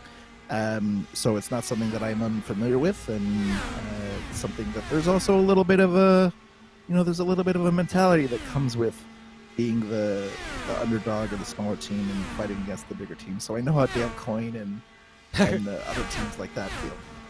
As Wilson Nadeau and Adam Blocker come in, they're a couple of laps short from that magic number. Brendan Lichtenberg is looking potentially like he can extend it to the end of this race. In terms then of the rest of this year, Adam, of course we'll see you on the Monday nights trying to complete your championship there, looking pretty good in terms of the points you have accumulated already. What else are you going to be doing? Of course, IndyCar is your main focus, but VRS Satellite Racing has their fingers in many pies as it was. Yeah, definitely going to be doing a lot more IndyCar stuff as per my commitments and my love for the car. Looking forward towards the Open Wheel 500 to get another crack at a good result at Indy proper. And yeah, VRS Satellite Racing's got a lot of fingers in a lot of pies. I know they've got IVRA organizing soon, and SEO, we've actually got an entry driving at the moment, so perhaps something like that might be in my future as well. Just in case you are going to do it, it's IVRA. I had to learn that lesson the hard way on the broadcast. So Gotcha. Looking forward to seeing you on the broadcast a little bit more, Adam, and hopefully we'll see you rounding out your championship on a Monday night. Awesome. Thanks so much, guys. So a disappointing way to end this season for Adam Crane, but definitely looking on the bright side and to what's in his future. Henry Bennett has made his way down onto pit lane, and it's close, Lewis. I mean, some of these cars might actually be able to go to the end with just one more stop from here. Yeah, Lichtenberg just coming in. This could be very, very interesting indeed. It's going to be tight. I mean, think back to the 100th running of the Indy 500 a good few years ago when Rossi came out on top. This is Van der Sant, there you go, coming through, final car in shot. It's going to be pretty hard into the wall, he says, but no, it's not. Whoa, that is tight. That is about, again, as close as you can get. A few drivers have been doing that today, but to be honest, by the end of the race, Lichtenberg being up there, I mean, going all out on this strategy, on that pit sequence whilst being ahead, it was 15 seconds ahead. Now, let's see when things rotate around as to what the gap will be towards the next pit stop. It's incredible. I tell you what, some of these cars are putting themselves into contention that might not have necessarily thought they would be, as Van der Sant is down on the pit road, has only spent 9.3 seconds, so not so bad, but he's missed his box, as you've just noted, Lorenzo, there. Yep. It wasn't as bad as the last one, though. This time around, he missed it by 1/4 of his pit stall. Last time by was his full pit stall. So progress. That's all we need to see. Out of 10 seconds, he lost 2 seconds. Well, 64 laps to go. That's Brandon Traino getting on past some lap traffic. I believe that would be Oscar Mangan. Yes, it is. Some separation between Traino, the king of the bricks, and his teammate Christopher Demerit, looking very comfortable now for the 9 car. What can the 144 car do through this traffic, Lewis, to try and keep as close as possible? Because now it looks like Oscar Mangan is doing the swap draft back and forth with your race leader. Yeah, and it's really, really helping right now. I'm not... I mean, Oscar Mangan's just running his own race, and Brandon Traino's just thinking, okay, I can use you to pull me off from Demerit, and that's what this sort of part of the race is all about, the lap traffic. I did see the first time, well, not the first time, the last time rather, they came round at lap traffic sort of when they started to get split apart. Brandon Traino used it so well to pull about 6/10 on Demerit, and this time has done the same thing. And look at that, 1.1 seconds at a crucial part of this race. We knew they were going to get racy at some point, but Oscar Mangan, I don't know if they're communicating, I don't know what's happening, but boy, is he helping Brandon Traino right now.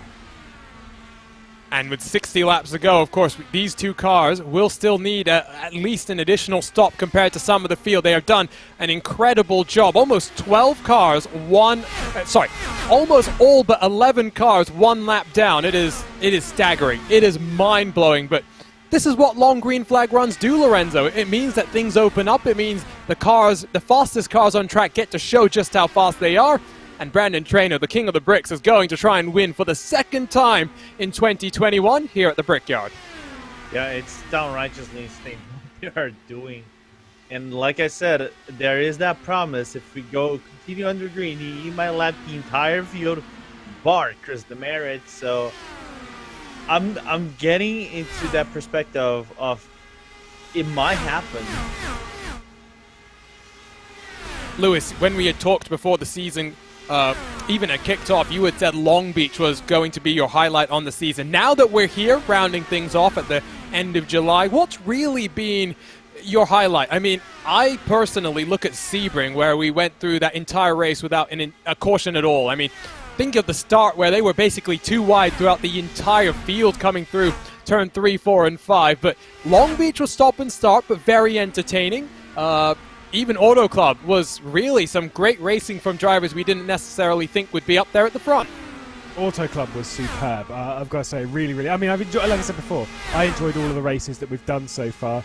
I mean, Watkins Glen, even to start off, once we got going, Watkins Glen was actually a very, very interesting race. Figure out who was getting to grips with the harder compound tyre and etc. etc. It was a really interesting run.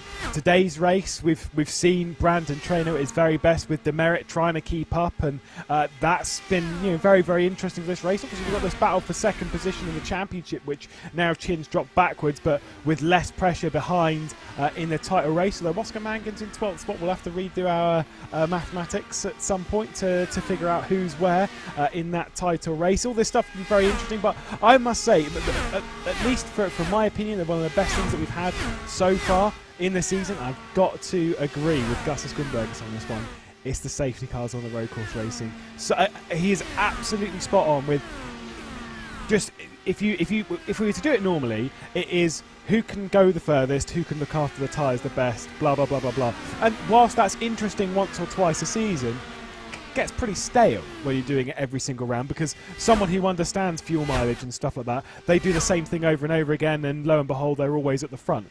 Meanwhile, adding that the random factor into it is what makes it interesting, is what makes that style of racing very, very intriguing. I mean, I'm not going to say that every single time it's happened in the real world it's been boring, but if you think of some of the classic IndyCar races, or elsewhere in Formula One or whatnot, very rarely are those races that are classified as absolute classics, are they safety car free?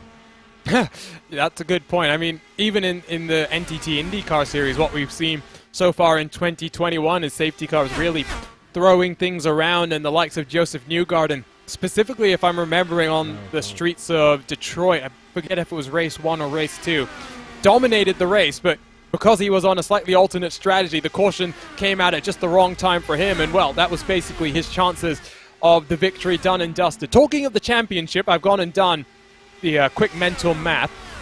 Joshua Chin is sitting in 6th position, which nets him 28 points. Oscar Mangan currently sits in 12th spot. He's only about half a second behind his teammate. He would get 18 points. So as things stand, Chin would get second by 1 point.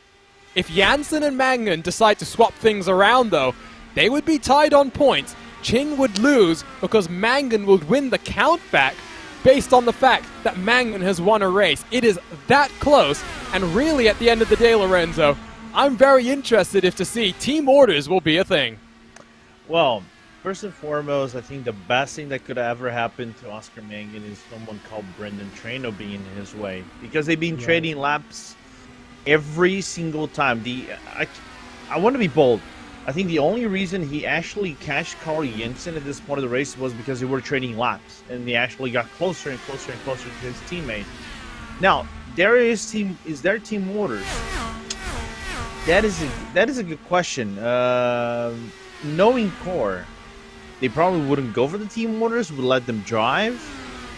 But I've been wrong so many times that depending circumstances, probably just lets Oscar go by, and that's pretty much it. If it came down to it, where it would be 1 point to decide it, I'd be on the buzzer to Janssen and be like, hey, the extra prize money that I get for second, you can have it if you just drop back and give me that extra point. Because it's at that point, it's like, I'm not necessarily bothered about the extra prize money. It's the pride thing. I want to finish second in this championship. I want that title. No, absolutely, and Oscar himself told us in the pre-race that overall he's been pretty happy with how the season has gone, working with the Team Talent crew to learn about oval racecraft and the strategy there. Disappointed about, obviously, Watkins Glen, where starting at the back put him in a difficult spot to not even make it through lap number 1. Then Road America, where he qualified decently, but just lost it by himself and really opened up the strategy here in order to make it a championship fight for second. He knew it was going to be interesting. He thought qualifying went quite well, just unable to find that lap 1 pace, which is really interesting because usually lap 1 is one of the easier laps when the tires are fresh underneath you and trying to make sure you can have some tires that last through a 4-lap run. His plan was always to sit tight, but unfortunately a mistake has dropped him down off the leading lap and now finds himself having to bounce back and see what he can do. Of course, Lewis, you'll see Oscar in competition throughout the remainder of August as well, as the SCO Sprint Challenge finishes up with a triple header through August. Yeah, was involved in the battle for the race win at Zolder as well. Has done very well in the season. It's been interesting to watch how that one's unfolded. But this is the example that we have with this kind of stuff is there are drivers that just do the IndyCar scene, that just do the GT3s, that just do touring cars, that just do this, that just do that. But there are some drivers, I mean, most do spread out at least to somewhat, but there are some drivers who race everything all of the time. They're doing the oval stuff, they're doing this and they're doing that, and they're doing rallycross. I mean, look at the likes of Mitchell de Jong. Sorry, Traino and Demerit down onto pit road, so 52 laps to go. They are looking at potentially a 20-lap run to the end of this race. The gap had opened up very slightly. Traino misses his box. That advantage of 1.5 seconds might be up in smokes. Costly, so costly. I said it before. If you're going to make a mistake missing your box, you want it done earlier than this, and that is so big. What's worse, I think he actually skidded off the pit lane. So the Merit exit was actually slightly cleaner than Brendan's right here. So I think that adds up a little bit because the Merit pit stop was 8.9, whereas Traino 9.4, nearly 9.5 with the skid. It was 2 seconds, the delta in pit road. So now Demerit back to the front, and it was looking kind of like a one-horse race between these two, but as people in our chat are pointing out here, it might be someone like Wilson Nato, it might be Brendan Lichtenberg, it might be Adam Blocker on strategy, Lorenzo, that is looking good to potentially challenge for victory. So this is interesting for Nato because it looks like it is a repeat of, I'm trying to remember if it is the fix that he actually was in prime position to win on strategy, but got altered because of traffic. I think it was the fixed one, but it is a similar strategy that he's pulling off. You know, I saw him on mode 5, and we haven't talked about the engine modes, right? He was being very conservative on his car, so it's getting very, very interesting with this pit stop. I said the second to last pit stop is where we can see where things are going. The final one is where we know where everybody's at in terms of the playing field. And that was a shorter stop, Lewis, a shorter stint, I should say, for Traino and Demerit. If I'm reading it correctly, it was a 27-lap stint for them. Yeah, I'm not. Like I said, they're trying to throw something out here, strategy. I mean, at this point, they're trying to protect themselves from if there is the one stop from, one more stop rather, from the likes of Lichtenberg, and a couple of others are coming into the pit lane. Steele, I believe, Traino dropping back behind the Merit once again, as those two will continue to battle out. But we've seen the undercuts being quite crucial here. Now, if Lichtenberg is going for one more stop, and does manage to do it, does manage to succeed, and is going to be a large distance ahead of them. I mean, look at the gap as we're seeing how close Josh Chin's getting to the barrier. Again, very, very close. You've got to go for the undercut. You've got to, but there's no point in leaving that to 10 laps to go or whatever, trying to push the fuel window as far as possible. You want to make the biggest advantage of that undercut, of a potentially shorter pit stop, etc., etc.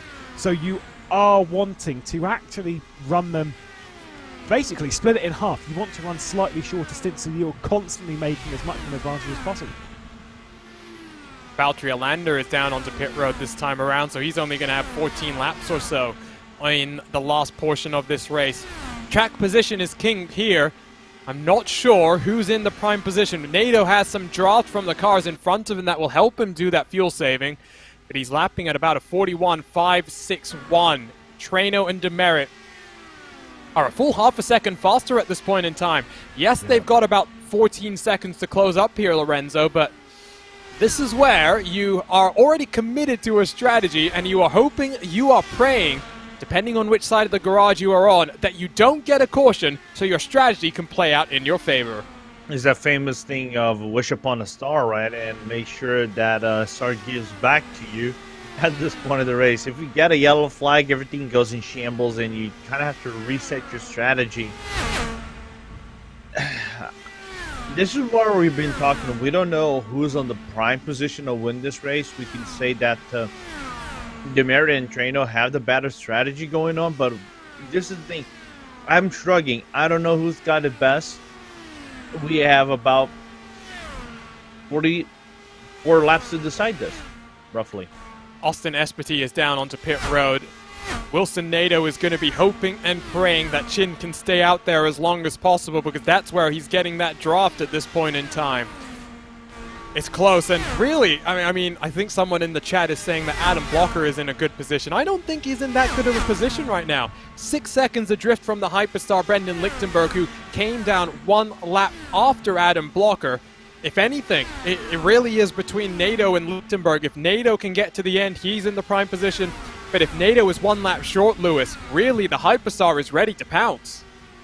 I think Nato is. You know, I'm not so sure about Nato. I'm looking at Lichtenberg. I'm feeling good right now about Lichtenberg making this work.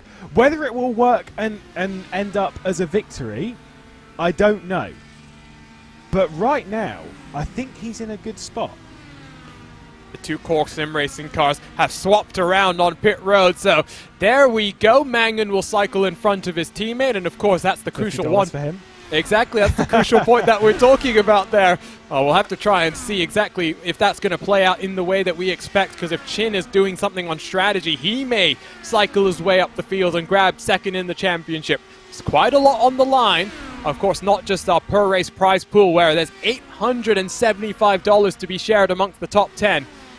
That prize pool for the championship will be decided here today. Joshua Chin has Alexander Van der Sande in front of him, giving him his own set of draft at this point in time.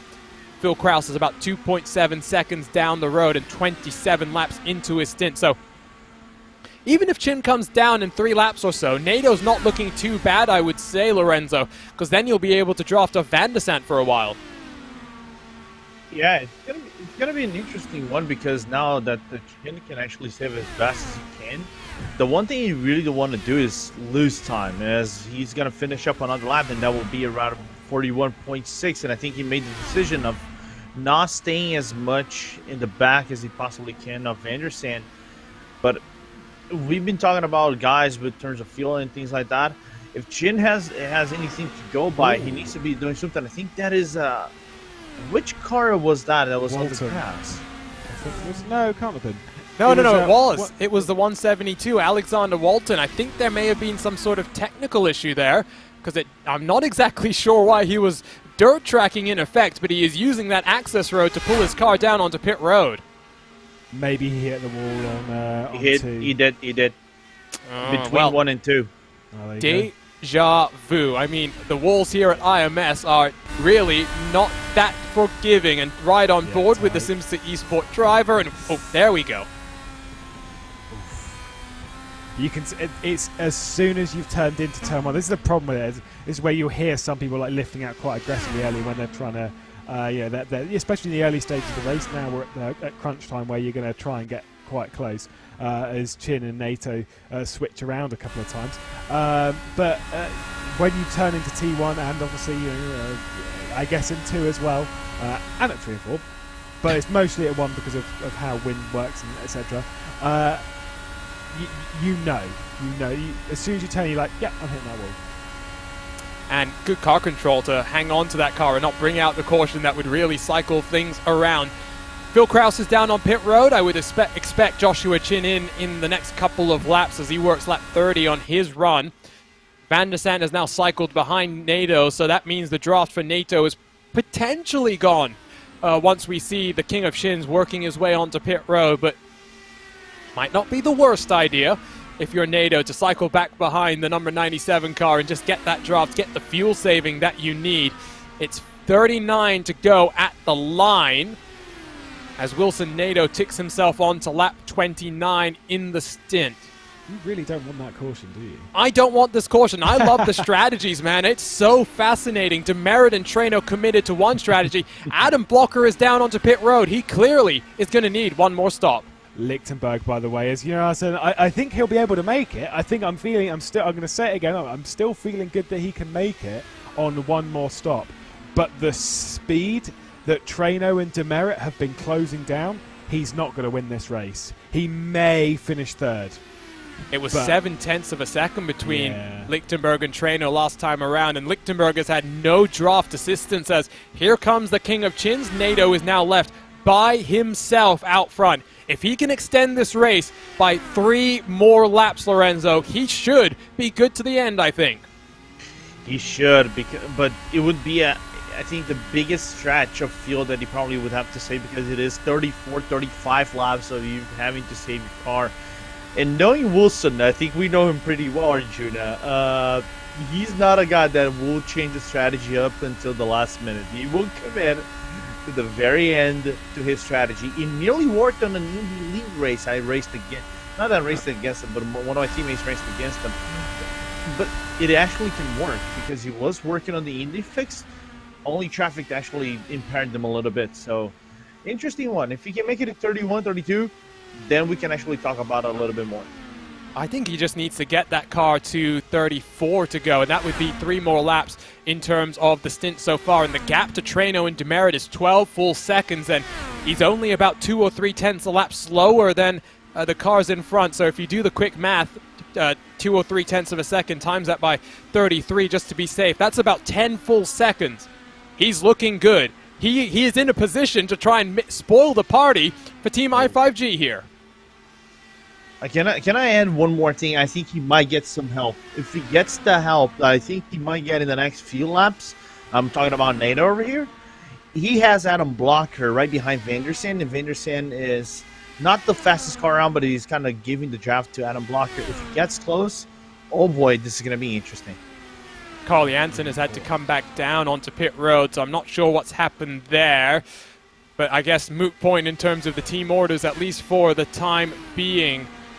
Sorry, Lewis, I think I cut you off there. I think you had something to point out. No, I was just saying that, you know, as to how important it would be for NATO right now to get some sort of assistance, because that's what's really killing Lichtenberg right now, is that if he was in some form of slipstream right now, that gap would not be disappearing. I know it sounds, again, like a stupid point, but the fact that he has not had assistance at all, this is what happened to Jansen. Oh, this time it's the turn 4 wall. And, some more good car control there from the Swedish driver to get that one onto pit road. Bit quick, but at the end of the day, he's kept it under green, and I'm knocking on the wood around me. 35 laps to go. We are in to that magic number where if the caution is flown, you come down, you get your final pit stop done. Oh, was that demerit? Was it Brandon Trainer? Yes. Someone's having some internet issues. It's Brandon Trainer. You are right. Oh, no. Remember Sebring. And I think I'll round after as well. Valtteri Alander had connection issues and then came back. Wilson Nadeau down onto pit road, 34 laps to go. That's the magic number. I wondered why the timing screen had the gap shrinking so quickly, and that explains it. Sorry, Lewis, you are right. Valtteri Alander had those connection issues. They came back, they resolved itself. Demerit and Treno seem to have got themselves back into line with 4 tenths separating them. If Nadeau feeds himself out into traffic here, he is looking odds on for the victory here today. I still have a vibe that might be a lap short. I think they're able to stretch to around about 33. I get it that 1 lap might not seem too much. Lichtenberg into the pit lane now, and he'll relinquish the lead back to Brandon Treno, but in the consideration of the fuel saving, I don't think it's going to be enough anyway. But for NATO right now, I'm just not 100% sure. It's going to be tight, needs a lot of assistance, and I have no idea how that is going to unfold. I'm very excited to see it, but where is it going? Shades of 2016 as the hyperstar Brendan Lichtenberg is in the box for the final time in today's race. As the muscleman says, he doesn't need help to get there. That's not the point. The thing is, he needs help to keep his lap times up, and that's where the draft is going to come in crucial. He is cycles right behind Riley Thompson. I think the Brazilian probably has a pretty big smile on his face right now. Until he gets slowed down. Right, get slowed down my laptop and you think, oh, okay, this was looking quite good. Right now, though, I don't think slowing down will be an actual major thing. He's going to hop out of the way. That's not what he wanted. That will remove the smile straight away. Well, where's the next car in front of the 80? It's Jacob Oster in the 09, just a couple of seconds down the road, so not going to be the worst thing. The concerning thing is, though, the lap times from Oster have not been quick either, so I think the magic number is 3 tenths, 4 tenths a lap. If the gap between the two cars is any more than that, Wilson's going to be struggling come those closing stages, because you might feel bold if you're these i5G cars out front. You might decide to just try and eke out as short a stop as you can. I'm not saying they won't take tires. I'm saying they'll minimize the amount of fuel that they put in so that they are a rocket ship, Lorenzo, at the end of this race. Yeah, they're going to be coming blasting out of the pit lane and trying to contend every single lap. It's kind of like qualifying laps of sorts was doing it, but instead of 4 laps of qualifying, will be 20 laps, 25 laps of qualifying every single lap. They're going to have to be on a crazy fast pace level to try to clear as much gaps as they possibly can to NATO. But the thing is, can they do it with 25, and can NATO have the draft enough to keep up with these guys in front and minimize the time loss? Oh man, I really want to see it. I would be happy to see our fellow commentator win this. Oscar Well, Langen, by the way, he's dropped behind Andre Ike, which means that it's back to a point, I think. no, in fact, now with Chin sitting in 6th, yeah, you're right. It's 1 point in favor of Chin. Just, I was going to point out that 11th for Mangan would be enough to secure him 2nd, but it's going to need some work. Looking at the lap times, NATO has been pretty quick. The first time around, he did a 41.0. Now up to a 41.3. I think just trying to use the draft of the cars in front to use the advantage of the fresh rubber. We are within 30 laps to go. The gap between Treno, Demerit, and NATO is 23 seconds. The shortest time we'd expect these cars to spend on pit lane is about 33 seconds. So let's say 10 seconds is the gap coming out of the pit lane for the i5G cars. They've got a lot of work on their hands to try and wrestle this victory away from Wilson NATO. But every time he gets someone ahead, they instantly pull out of the way. And that's really quite frustrating. Now, these two into the pit lane. This was the other thing that I was going to bring up. Now, the fact they're coming in earlier now, I mean, obviously got 29 laps to go. Again, undercuts. They are going for the undercuts, so they're going to gain more time from that. Also, they are going to basically take on less fuel because they've already got quite a bit of fuel in the tank at the moment. It's not been a long stint, this one. So they won't have to be stationary for that long. So they're gaining on that as well. So all of that time that Wilson NATO's losing, you're talking of 10 seconds or something, it may even need to be less than that. 28 to go. The leaders are down onto pit road. What's the gap going to be? That's what I'm very interested in. Is it under 10 seconds? They only spent about 8.2 seconds stationary for 33.5 seconds, give or take, in terms of total pit lane time. I think that gap is at 9.5 seconds. 9.6. 9.7 right now. I would not be surprised if Treno and Demerit are able to hold on here. But again, you said it, Lewis. A caution really changes everything. When are we talking about it? 15 laps to go? 10? I don't want one with 5 laps to go because that's rubbish. We want this race to finish under green. We want this 2021 season and the summer of IndyCar to finish under green. We want to see a winner out on track. And with only one caution, it has meant that you committed to your strategy very, very early. And as Nicholas Maz has pointed out in the YouTube chat, Treno and Demerit have cycled in front of Lichtenberg. So at best, Lichtenberg is potentially looking at a third-place finish here, Lorenzo. It does, and that would make a i5G 1-2-3, right? So it's going to be an interesting one, how this one pans out. I think right now for NATO, what he needs is someone swapping draft with them, someone like Vandersen. But the thing is, Vandersen last lap was a 41.9, and NATO is right on the similar now, 42 for NATO. What the lap times would be for Treno and Demerit, I wouldn't be surprised if they go on the 41 flats. This is tense. This is tense, and this is what Indy is all about. Treno and Demerit continue to swap back and forth. What's the lap time going to be for NATO, who has the draft of Isaac Morris this time across the yard of bricks? It is a 41.858.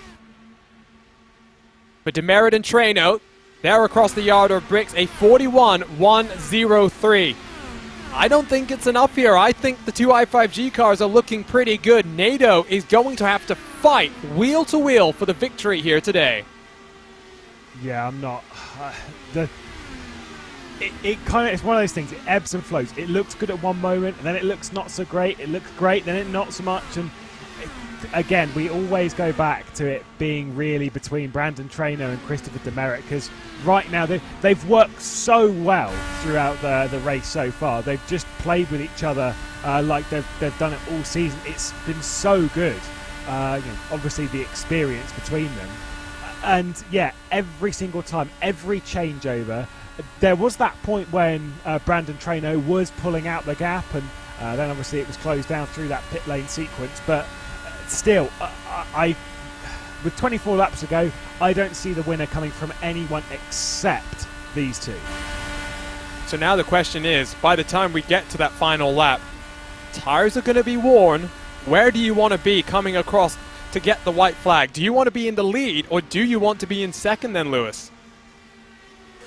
Ooh, it's always one of those things that you kind of you want to be second going onto the lap, but I think you want to make the move into T1.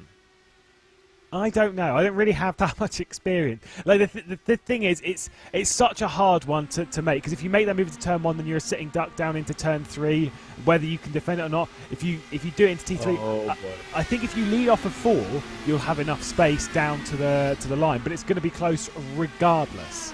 Espati and Valtteri Alander have come down onto pit road this time around. Lorenzo, what have you seen out on track? I think Wilson might have gotten his blessing in disguise. Oh! Right in front of him. Well, that is crucial. Van der Sande has just rolled himself off of pit road, so relatively fresh tires.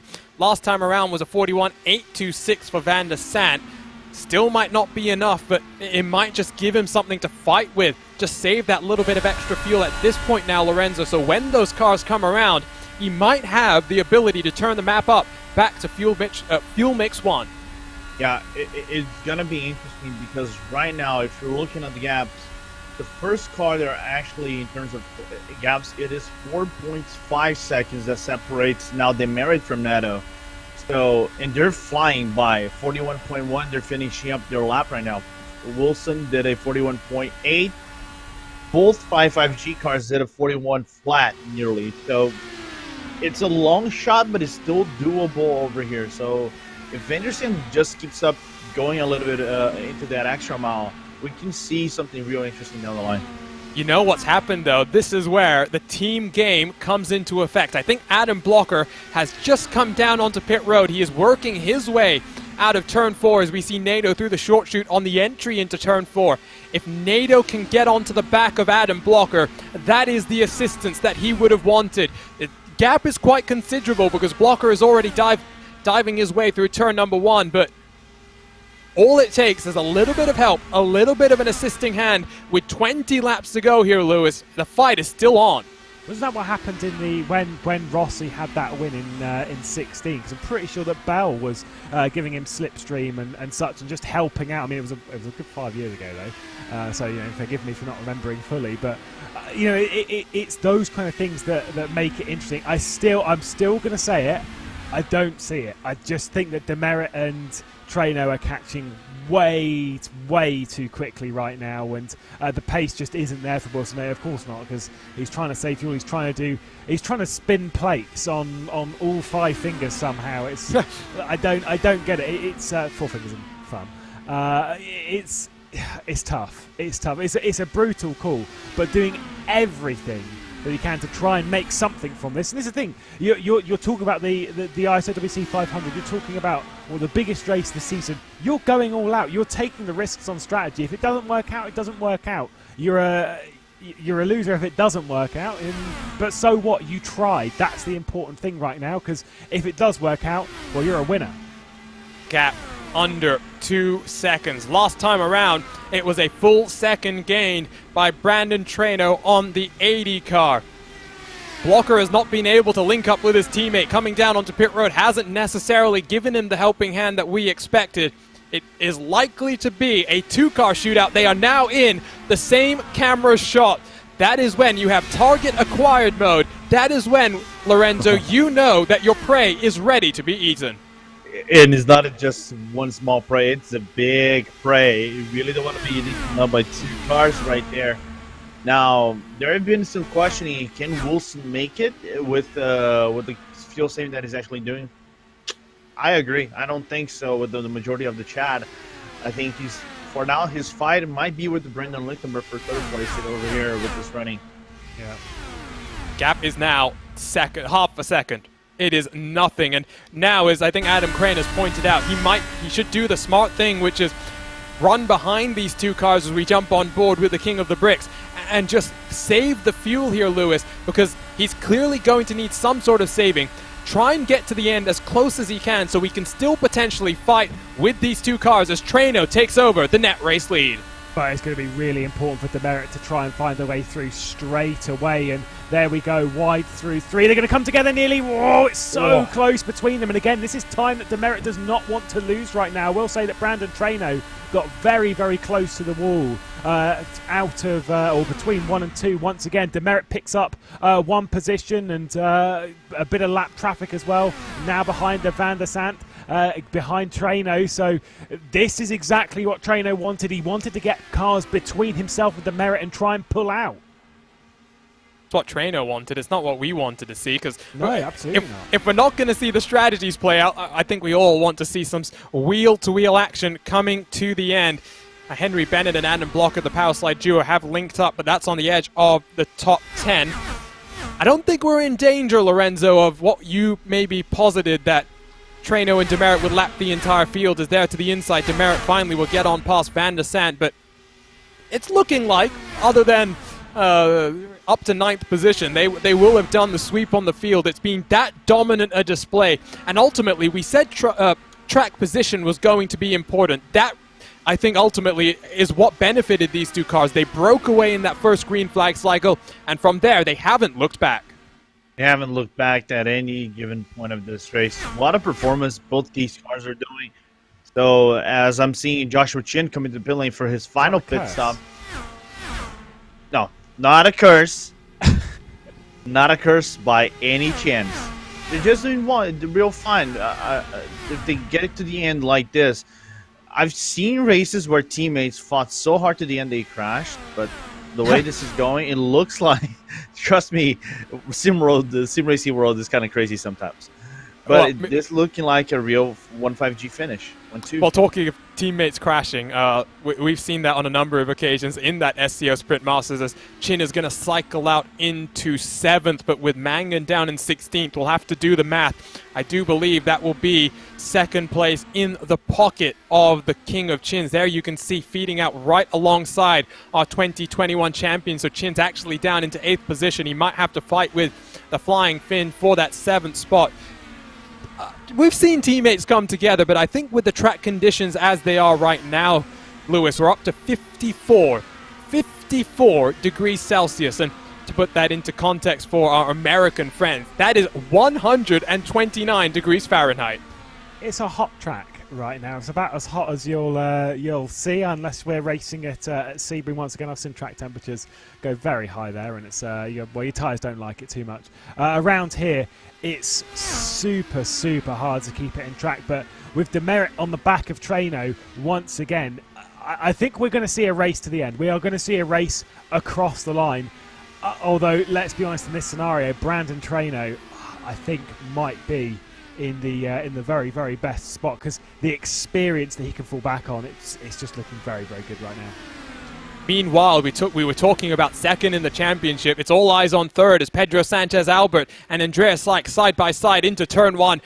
Mangan and Albert, they were 2nd and 3rd coming in to this race. Oh, yeah. And with just 1 point separating these positions out on track, if Mangan can get on past Pedro Sanchez Albert, he will still at least potentially have that 3rd position in the championship, Lorenzo. Absolutely. Oh, so and he does it around the outside. That was confidence on the side of the Irishman. Wonderful move, but put that down, I think, partially to tires as well. Yeah, just going to take a quick look in terms of tires over here. Mangan is on lap 4 of his tires right now, but the thing is, can he run away right now? He has Andreas Ike right in front of him, so running away is not as easy as you can possibly think. So there's still a shot that Pedro Albert can actually get on and contend for that spot. I've done the quick math right now.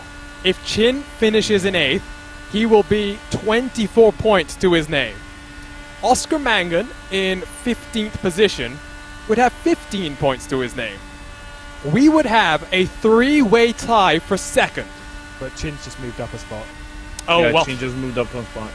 Well, of course, we're going to see a bit of swapping around. Chin does have much fresher tires as compared to Valtteri Alander, but do not count the 77 out. If Chin holds on to 7th, he would hold 2nd by himself, but I don't think by any stretch of the imagination it's over. For example, if Oscar Mangan can get on past Andreas Ike, things are open once more. Will say for Pedro Sanchez Albert, we've not spoken about him at all really today. To be back in contention for 2nd spot, that is impressive. Really impressive.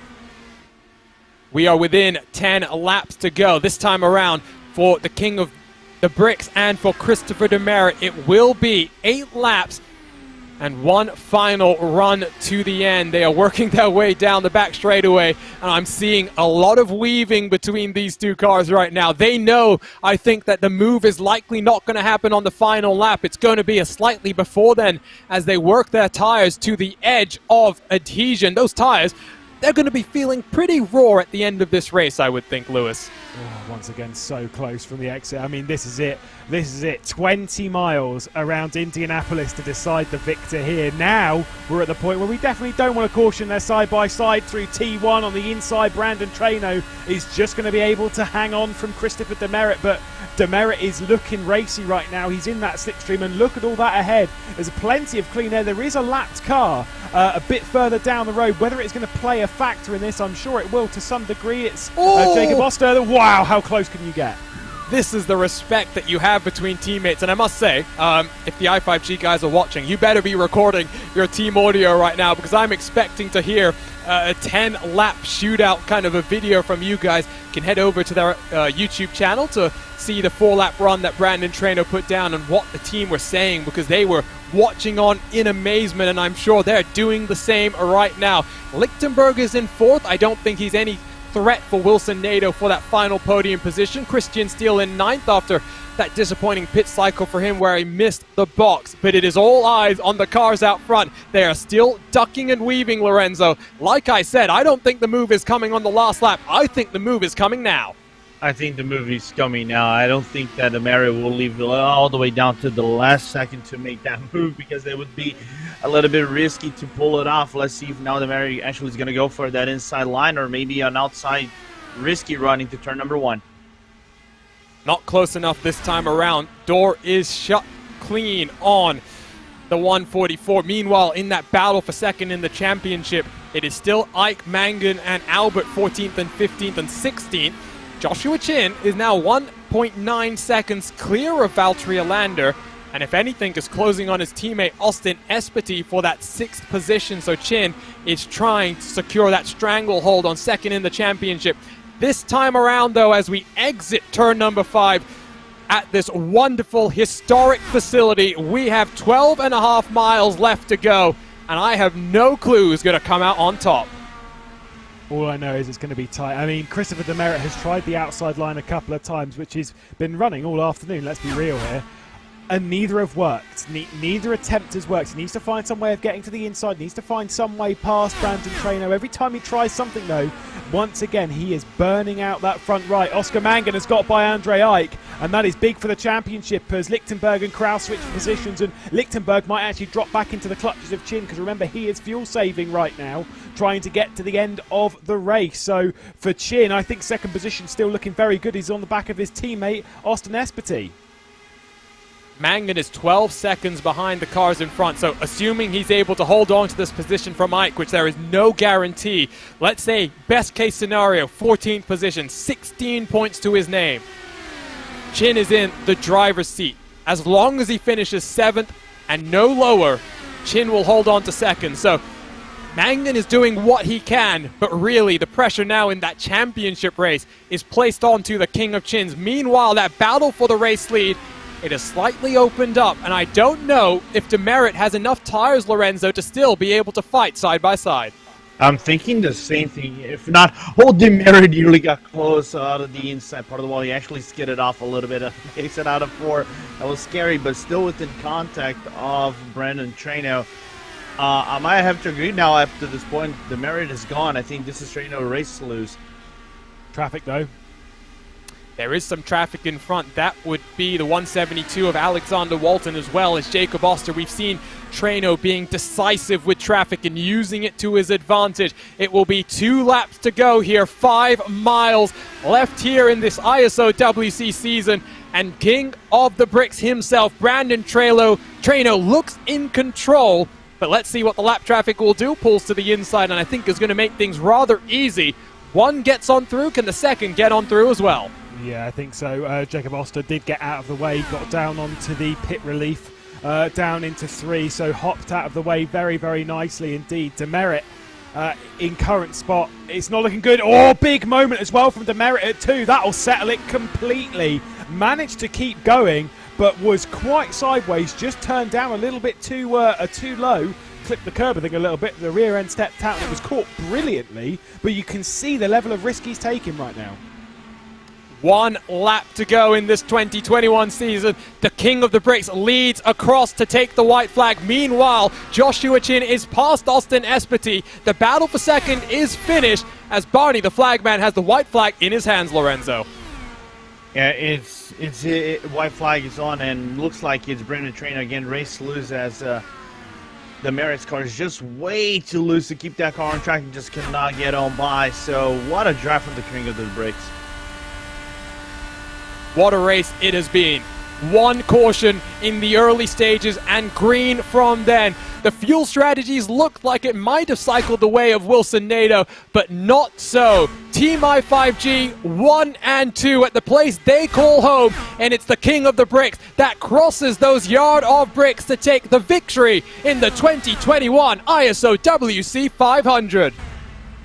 What a race, what a season we've had, and what a way to cap off this summer of IndyCar, Lewis, as Oscar Mangan still fights with Andreas like it's too little, it's too late. Unfortunately for him, it almost gets him at the line, but it will be Joshua Chin that takes home second place in the championship and $750. Yeah, it was tight between them. It was a good effort from to be honest, all contenders for that second spot battle. Josh Chin coming out on top. He had the biggest gap to make up on the championship chase for that second spot and did so. It was obviously in that tight fight with Pedro Sanchez-Albert and Oscar Mangan.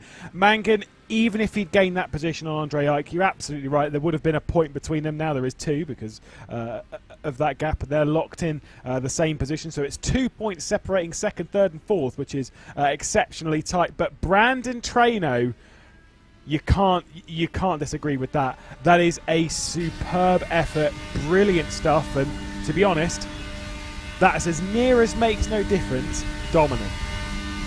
Almost the perfect race. They led all but 1 laps during the month of May. It wasn't that easy this time around, but once more, it's the king of the bricks burning the house down, your 2021 ISOWC 500 winner. His teammates behind him, Valtteri Alander, will hopefully also do some well-earned donuts after his own dominant performance here in 2021. What a season it's been, what fun it's been, and ultimately, Lorenzo, I hope we get to do this again next year. I hope we get to do this again next year, and I hope I don't curse out many drivers and kill them around the track.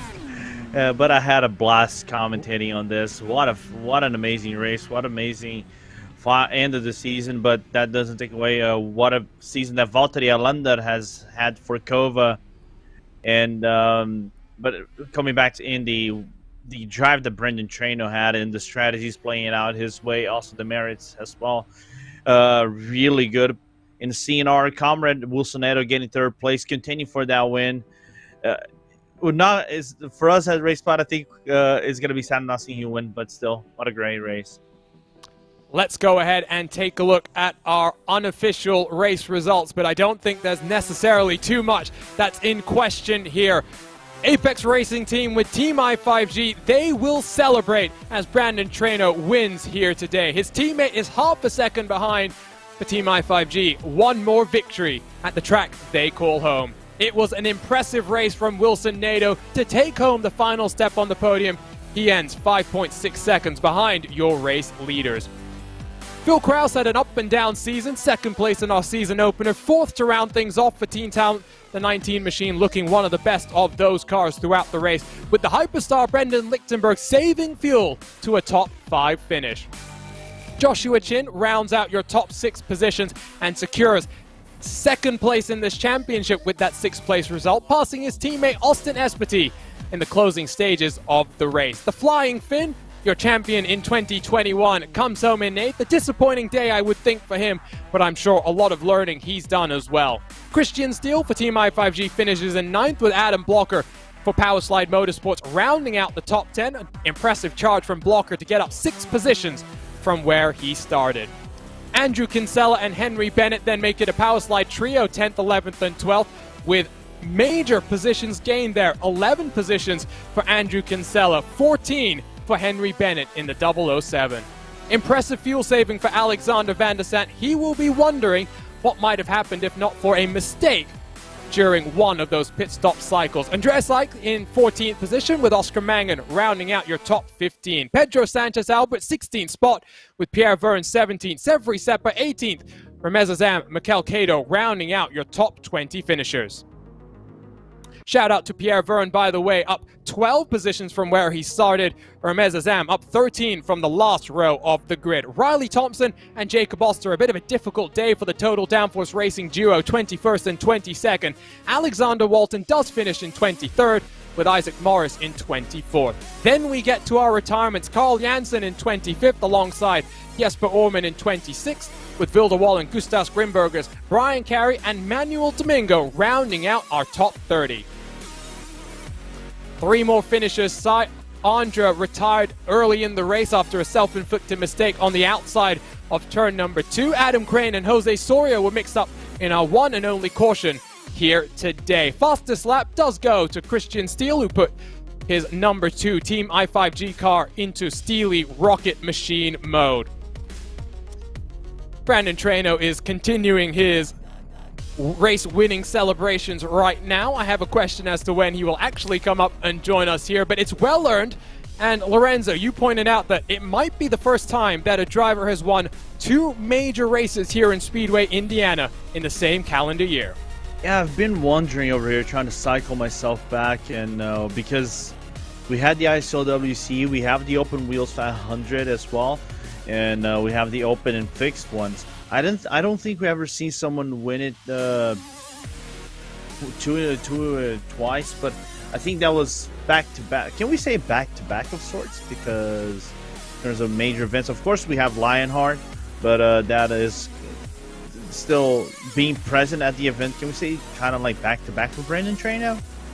I think it's fair to say back to back, and in victory lane it is the 9 car, the king of the bricks. Brandon, what a dominant display from you and the rest of Team I5G. It wasn't necessarily that easy. Were you ever scared that Wilson Nader was going to be able to pip you on the strategy?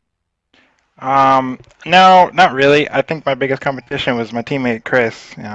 We spent a lot of time draft testing together, and you know, you learn each other's tendencies and everything like that. And luckily, I caught the lap traffic at the right time that allowed me to gap him for the last 2 laps, and just, you know, snaking down the straightaway does so much with breaking the draft. So yeah, thankfully I caught the lap cars at the right time, and I didn't get caught out by them, and yeah, just ultimately held them off. So.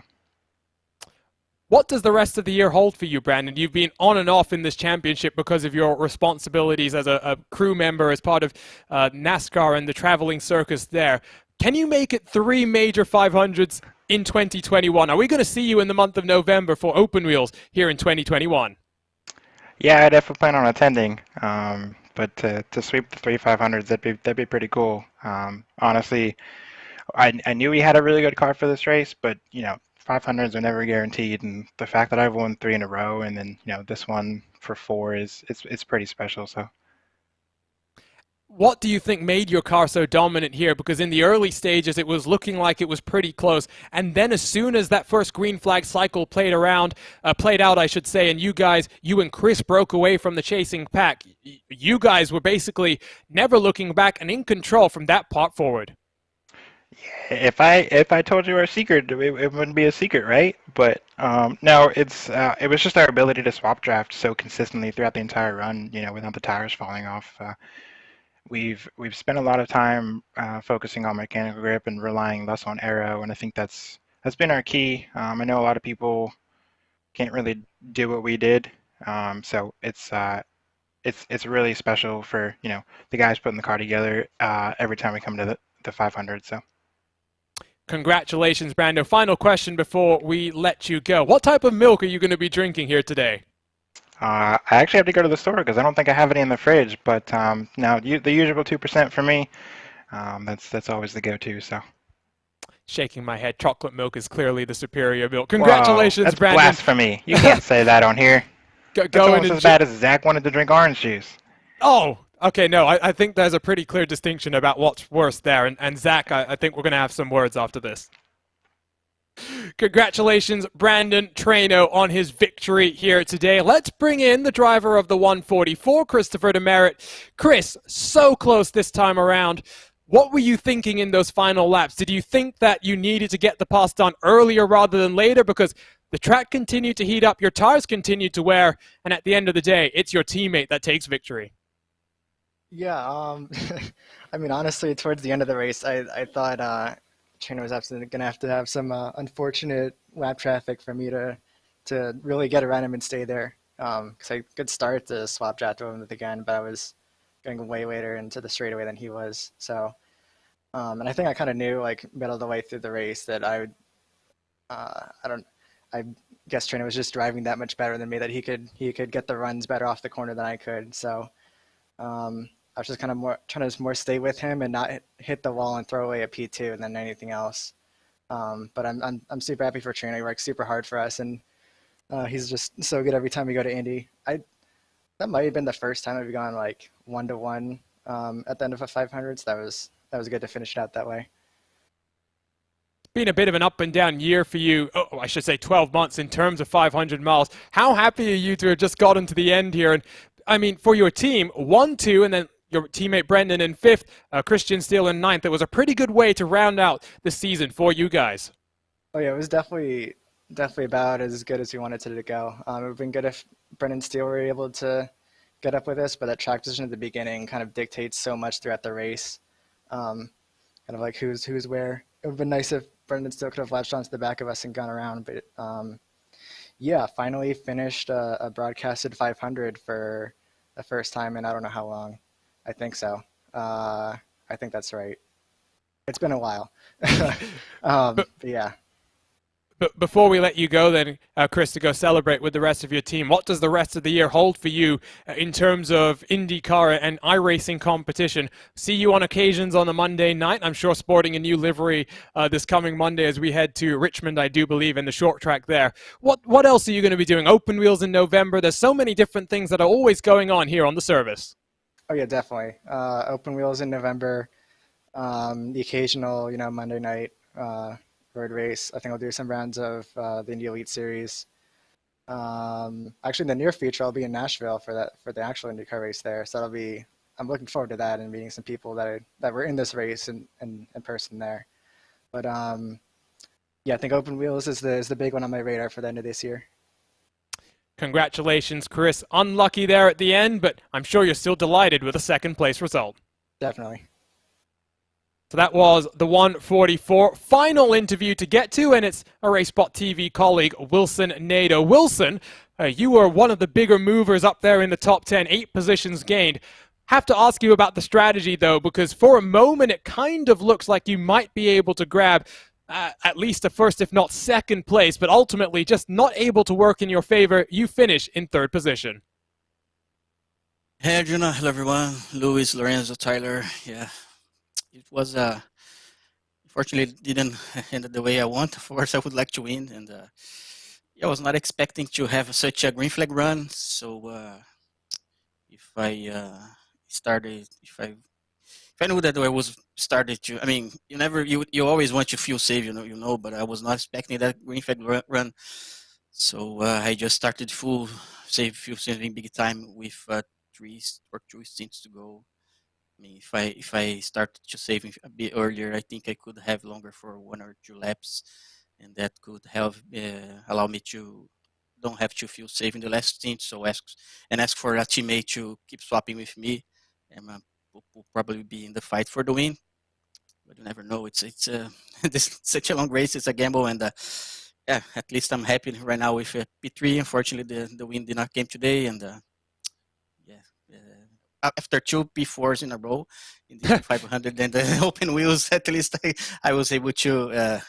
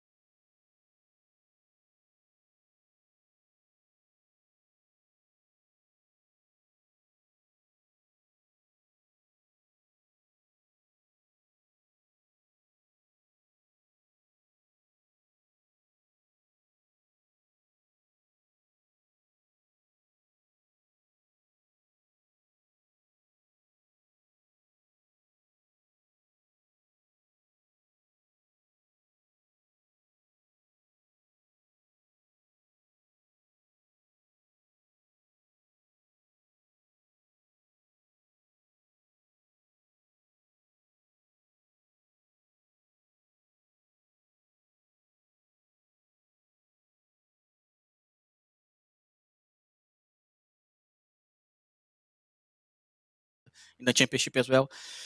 And we'll see, maybe some 24 hours or GT car to chill out a little bit. It's something that I also love to do, endurance racing GT cars, but didn't have planned at that very much at this moment. So just trying to enjoy the moment in this P3, and very happy for the entire team. Congratulations then, Wilson. I'll talk to you on Monday night, and we'll see exactly what's going to happen here today. Thanks, Arjuna.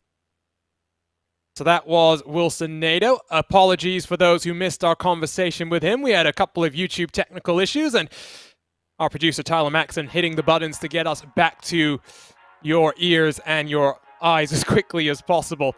Lewis, I mean, what a season we've had, and this was a great way to wrap things up. One caution on the day, some incredible strategies playing themselves out. So much fun was had, and hopefully we get to do it again in 2022.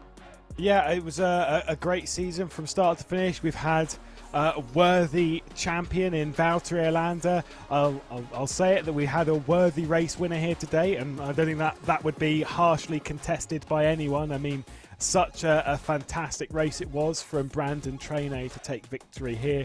We've had a great championship fight all the way through, and to be perfectly honest, I think it's been a great season. This is exactly what I like in sim racing, is when we have a short season. You know, it's just 6 rounds, short and sweet, and we get the excitement, we get that adrenaline throughout, and it leaves you wanting more at the end of the season, and boy, do I want more of this. Lorenzo, you have been digging through the history books. We believe this is the first time anyone has started on pole position and won a major open setup Indy 500 on the iRacing service. Yeah, there is still some discussion though that might have been Yang a few seasons back, but so far I think this is the first time we see a pole sitter and a race winner in a broadcasted 500, which is an amazing feat.